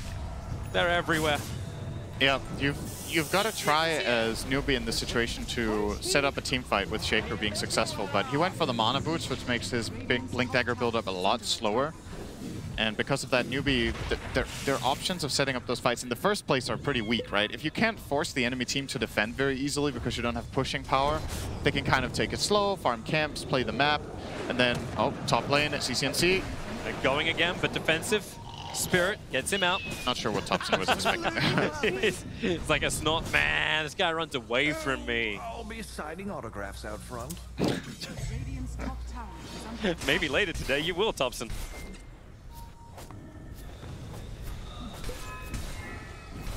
But OG are completely in their element in this game. They have a huge lead. They're playing with Magnus. They're going to go late game. They have 2 melee cores that both use Empower. And one of them is... I feel like Monkey King is really good against Sven, just because it's hard for Sven to navigate the arena. And even if he does and fights into the Monkey King, you have all this armor. Eyes found the target. It's going to be Seb. They're trying to slow him down with a purge. Snaking will arrive, throwing out the impetus, but man, the mech gives some extra life. Snake is going to work a little harder for this. And then in towards Anna. Keep in mind, he has the Omni Slash available. Everyone not totally trapped, but they know they can't kill him because you're just going to the Omni Slash. So CCNC feels like he's trying to bait the Omni Slash once again. But Anna doesn't care. He's got living armor. He's got 21 charges. He's got Diffusal Blade of his own as well, and he knows exactly where the Spirit is planted down by CCNC. So he goes Diffusal, into Snaking, MSS, gonna walk in, needs to land in that double stun, just goes for the Echo Slam, straight onto Notel. They can at least bring down the support while the disruption of Anna. Notel, he is brought down by the impetus, and then with a huge kill. Being out, he's able to escape. They needed him so bad. They get nothing. Oh, they get a Grim. They get, okay, they got something, but it's like getting a board game after playing on Wheel of Fortune. It's not what you're really searching for. That's a pretty good analogy, actually, what just happened. Thompson jumps down, around, looking for Snaking. Trying to put that Echo Save to work, but Fisher blocks him in, but a 3-man stun into the Wukong and the RP! Everything together! Layer it like a cake! OG, they would love to get CCNC too, but he will Spirit away. God, it's just too easy. Are they even trying? Yeah, they set them up for that one, to be honest. I don't think that play had any chance of being successful out of Newbie.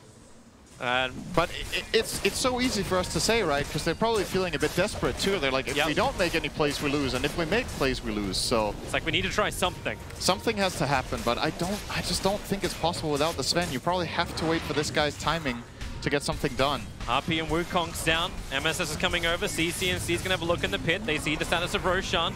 A quick silence out. The Phantom's embrace from Notel. Some of the back line. Highlight Eye. Actually, just Magnus really caught out. Skewers back over. Joins the rest of his team. Gets a 5-man mech, and MSS is trapped. He can't do much more. Now the Omni Slash up the hill. Well, it's all going to go into Yawar. He can tank through that. Anna, of course, he's got more survivability. Into the spin. Newbie still on the retreat back out. Snaking trying to do some level of damage, making Anna a lot lower. Snaking needs to keep the distance up. Thompson in the meantime, killing a VS in the back lines, but now they go for more. Hold them together. It's all the embrace of death that Newbie just have to accept. Underneath their own expired shrine, they go down. And Thompson's not done yet. He wants more. But hey, go back for Roshan. Objective-based gaming.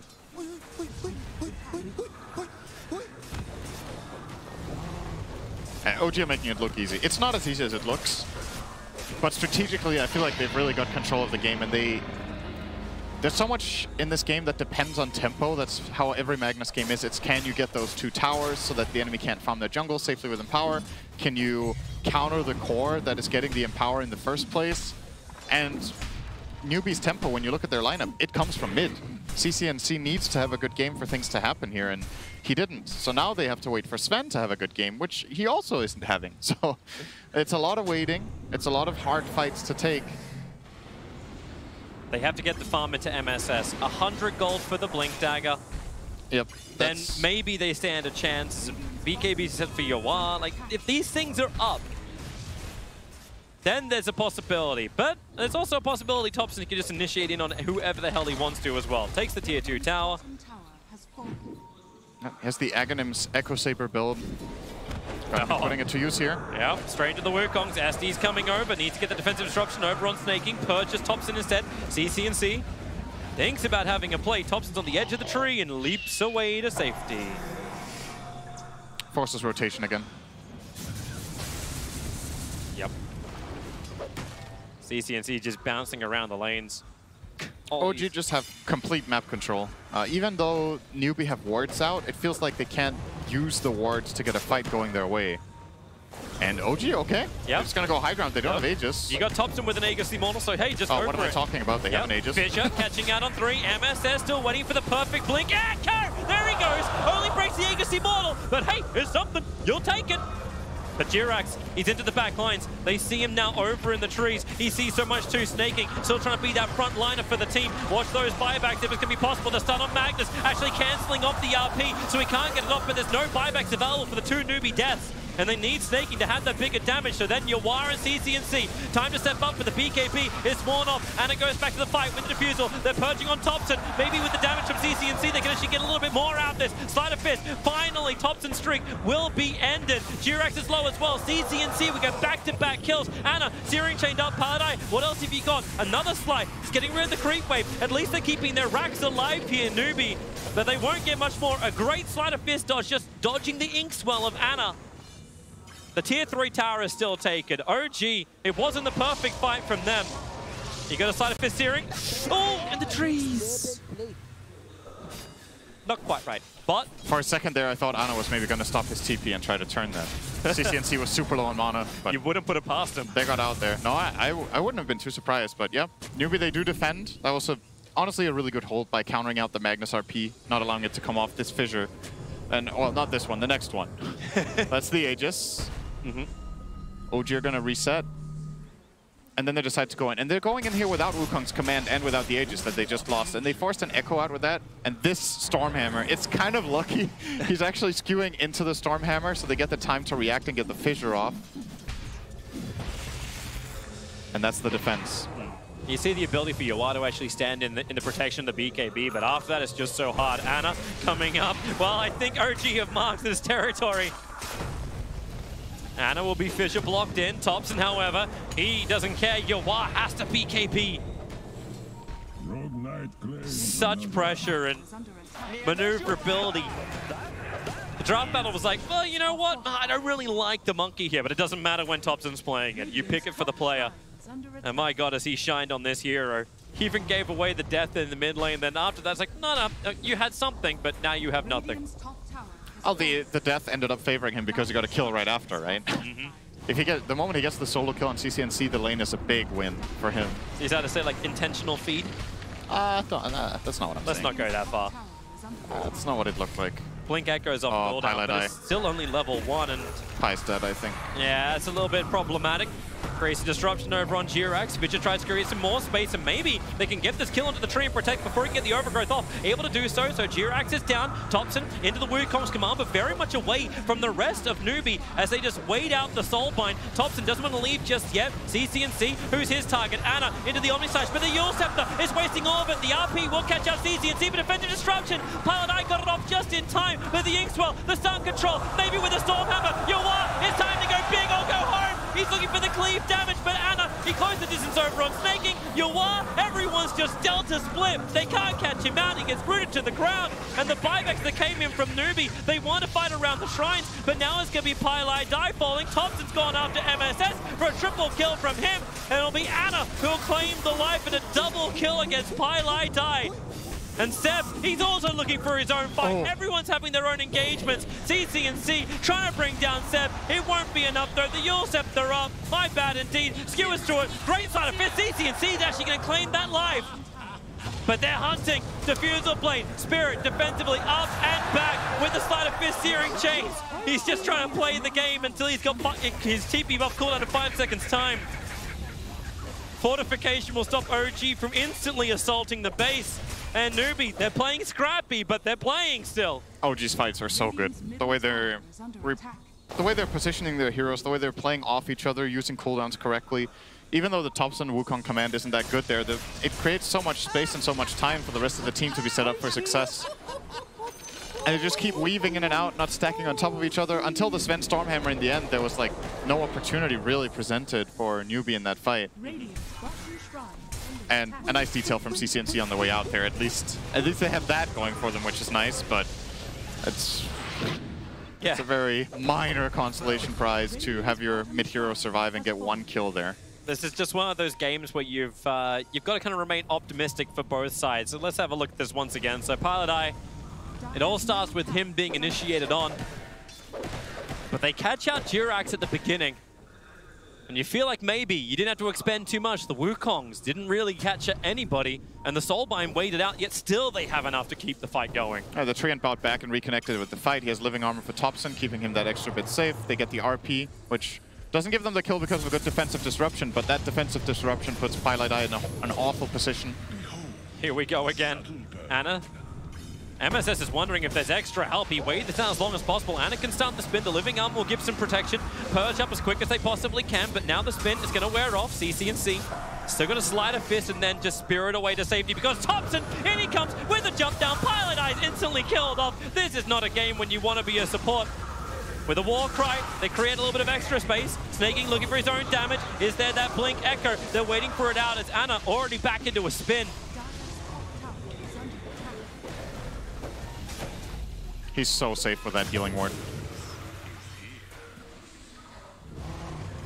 Absolutely no problem. OG lost nothing there. They get the kill on the Shadow Demon. They used no big spells, so all ultis ready. Could try to start protecting Roshan. He can spawn in 20 seconds. Just get control of that area. Looks like what No-Tail is drawing right now. So we're going to play up here. Keep pushing in the top lane if possible, perhaps. Maybe they're going to cut waves with Thompson. You got Roshan that could spawn in 10 seconds time, so controlling the northern side. Yep. Thompson's going to cut the wave. There is no gank that comes the opposite direction, because that really feels like Newbie's last hurrah. OG, overconfident, sit inside the pit, and you just hit this amazing echo, and actually give space for Yawar to do damage during that control. But he can't be the only one. Yawar doesn't have the damage output required to get through this OG lineup. CCNC, oh, he's actually able to grab one of the 30-minute runes. Make it 2 of them. Hey, you'll take the money. That's enough for Uzmyolnya, but he won't have buyback available if he does it. It kind of feels like one of those games where Ember needs to go physical damage. I don't know if they can kill the Jugger and deal with the massive AoE teamfight of OG if they don't have heavy burst. Maybe the magic burst can be enough. You're obviously making the enemy team giving them a lot more value out of armor if both Sven and Ember are doing physical damage. But you still have the pure damage of Enchantress, and you have the magic damage of Shaker. And Paladai was really lucky to survive that. Jirax's blink came Tricky. just a fraction of a second too late. But Newbie's doing the best they possibly can. Seb pulls back. Wait, those trees regrew very quickly. He skewered through them and they instantly spawn back up. It's like a pop-up book. Actually, I take it back. I don't think physical damage is a solution either. That's one of Juggernaut's biggest strengths. He has 50 armor. The itemization options for CCNC, there's nothing that feels amazing. There's just, he's gonna get this Mjolnir so he gets more damage. Overall, like more mixed damage. Has maybe we'll get some value out of the static shield. I forgot what it's called. It's not called static shield. Static charge, right? Static charge. I think it's called static charge. But the guy who has to deal damage here and kill this Jugger is actually snaking, I think. That's the biggest damage source they have. But Jugger now with the butterfly is going to have all the evasion. He's going to get maybe an Aegis, unless they give it to Thompson's Monkey King again, which I wouldn't put past them. He's way less tanky than the Jugger. He needs it a lot more. And maybe you just give the cheese over to Seb. So far it's backpack for Ana. Smoke came very late. You saw Snaking actually turn around after Roshan died. They're 4-men smoking out. They're looking for an opportunity. Jirax, he's hunting CCNC. Thompson about to bounce forward. The smoke breaks on the Enchantress, but they have to kill off Jirax so quickly. Yawar, BKB, God's Strength, they're going to be able to do so. So down goes Jirax. No buyback available, but in the backlines, Snaking, the man that has to do the damage, is stuck inside the Wukong's command. With the stun from Notel, they'll hold him there. Snaking tanks through a lot, but he can't tank through all of it. CCNC, no defensive spirit available. He has the Yule Scepter, silenced up for the moment, needs a little bit more space to work with, and that's why up, down, and around. The stun from Notel won't be able to reach, but he'll be able to hit. No, he doesn't hit with the Stroke of Fate. Another banishment by Paladai. Buyback maybe needed here from Snaking. RP catching out Yawar. He had no BKB. He had no goal strength. He had no real presence. They can buy back, but they've lost CCNC. Thompson just did it solo underneath the racks, which they're looking to take now. Fortification slows down the push from OG, but it definitely won't stop it. And look, he's even with the double damage rune on the end of Ana. Was thinking about tier 4 towers, but okay, back to reasonable objectives is going to be the mid. Not pulling an RV right now. Take all the objectives, get the megas up and running. Good stun. Okay, Seb. just wanted to have a closer inspection of Shadow Demon. Finish your stun out over on Thompson. Now, again, Mischief. Such a problem for Snaking to keep hitting that impetus. Paladai. Disruption. Now the impetus can go out towards Ana. He'll jump away, Storm Bolt, Thompson, he's in real deep. Remember, Aegis the Immortal, he's happy to tank it through as long as they can get a rebuttal kill. Ana sent up and towards the air. Snake is getting some time to heal up. He's got 9 1 charges and he needs that time. Does Paladai have another disruption? No, it was 1 second away. He's stuck around. Now all he can do is just disrupt the attacking Ana. Snaking back into his damage, over to Monkey King. They really want Thompson dead. He's such a huge chunk of the damage as Ana runs forward, can't get the Inkswell stun out, but he'll have the Omniside. Oh my, Together you are! Together you stand, together you die, and together you GG! Newbie are out, OG have knocked them down to the lower bracket in more than dominating fashion. You banned the IO, which dominated in game 1. We just come back. The Seb Classic Magnus, Thompson styling, and OG looking in the same type of form. They were there in the last TI, and they want to carry that whole way through this upper bracket. No drop downs. And Newbie might be kicking themselves a little bit after the series as far as the first phase strategy went. They gave them the IO in game 1, they got destroyed. In this game, they gave over the Seb Mag. And especially this game is worth talking about from a strategic standpoint in the first phase, because they banned, what was it? And they banned the IO, the Chen, and then they had +1 ban. And that could have been the Mag, and they could have still first picked the Ench. But they chose to ban the support Invoker. Yeah. I don't know if they have played against this from OG and feel like it's a really big threat, but OG have a lot of really good strategies. You got to choose which one you give away. This time they give away the mag, and OG made it look... I said this game would be more comfortable for Newbie than the first one. It was still really hard, but yeah. Yeah, man, OG made this look so easy. I wonder how long it will be until they're tested. What team can do it? Maybe it's one of the next two they'll be playing here on the main stage.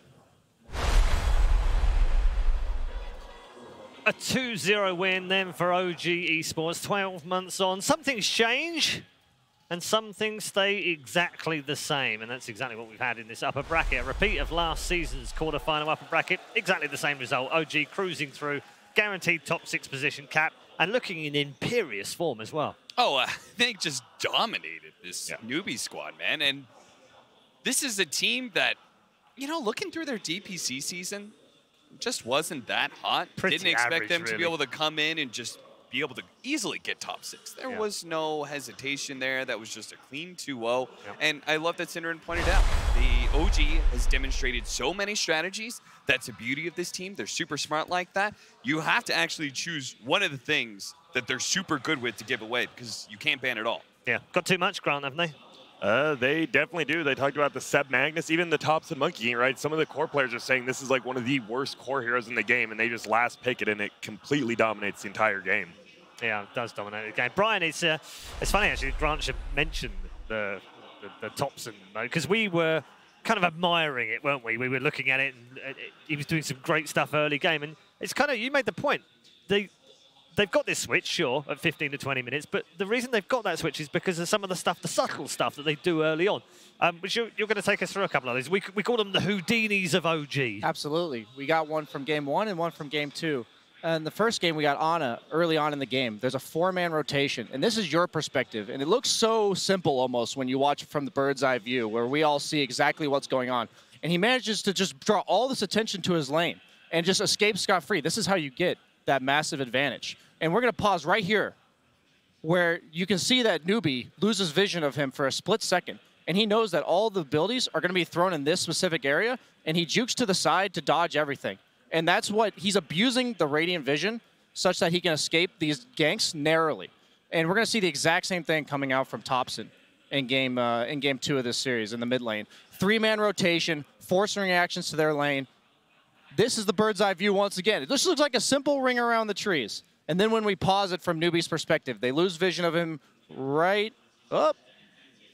I lost it on my screen. They lose. Don't worry. No, yeah, they lost vision of him right when he went into the trees. They collapsed on him from all 3 directions, and he took the one way out. Dude, I didn't even know. Block. Like, I love like those as they call them, the demon juke spots, right? Like he did it. I've never seen that one in the mid lane where you just cut that one tree and you circle around it. I was like, holy. I think the best part of that was the way BSJ explained it. I actually didn't need to see the screen. I just listened to the way he explained it, and I could see it in my mind. It was really cool.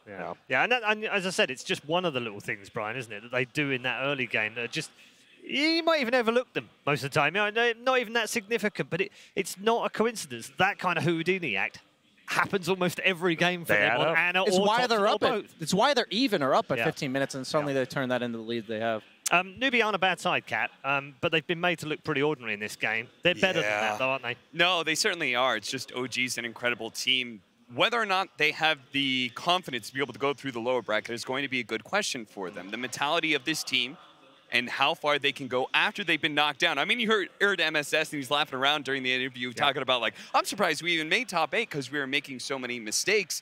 When you don't actually get to succeed, when you don't make that top 8 position, when you get knocked down, how well are you going to be able to come back up? And for me, I am suspicious as to whether or not Newbie's going to be able to maintain a good, strong mental approach in the lower bracket. And Grant, we've talked about this a little bit yesterday, but I want to bring it up again because there's so many similarities with this upper bracket as there was last season. They're almost all of them facing the same mental task again, which second time around, that's got to be harder, isn't it? It has to be, especially like because you already know you've been beaten once, so you are the one who has to make the change, and obviously they didn't make the change. And we saw in the game 1, they gave up the IO, game 2, they gave the mag, and that just goes back to how versatile the OG are. And I don't know. It's just going to be tough for Newbie. They have to go down. Now they have to play kind of an interregional opponent in Infamous later, and that's going to be, honestly, just as tough for them.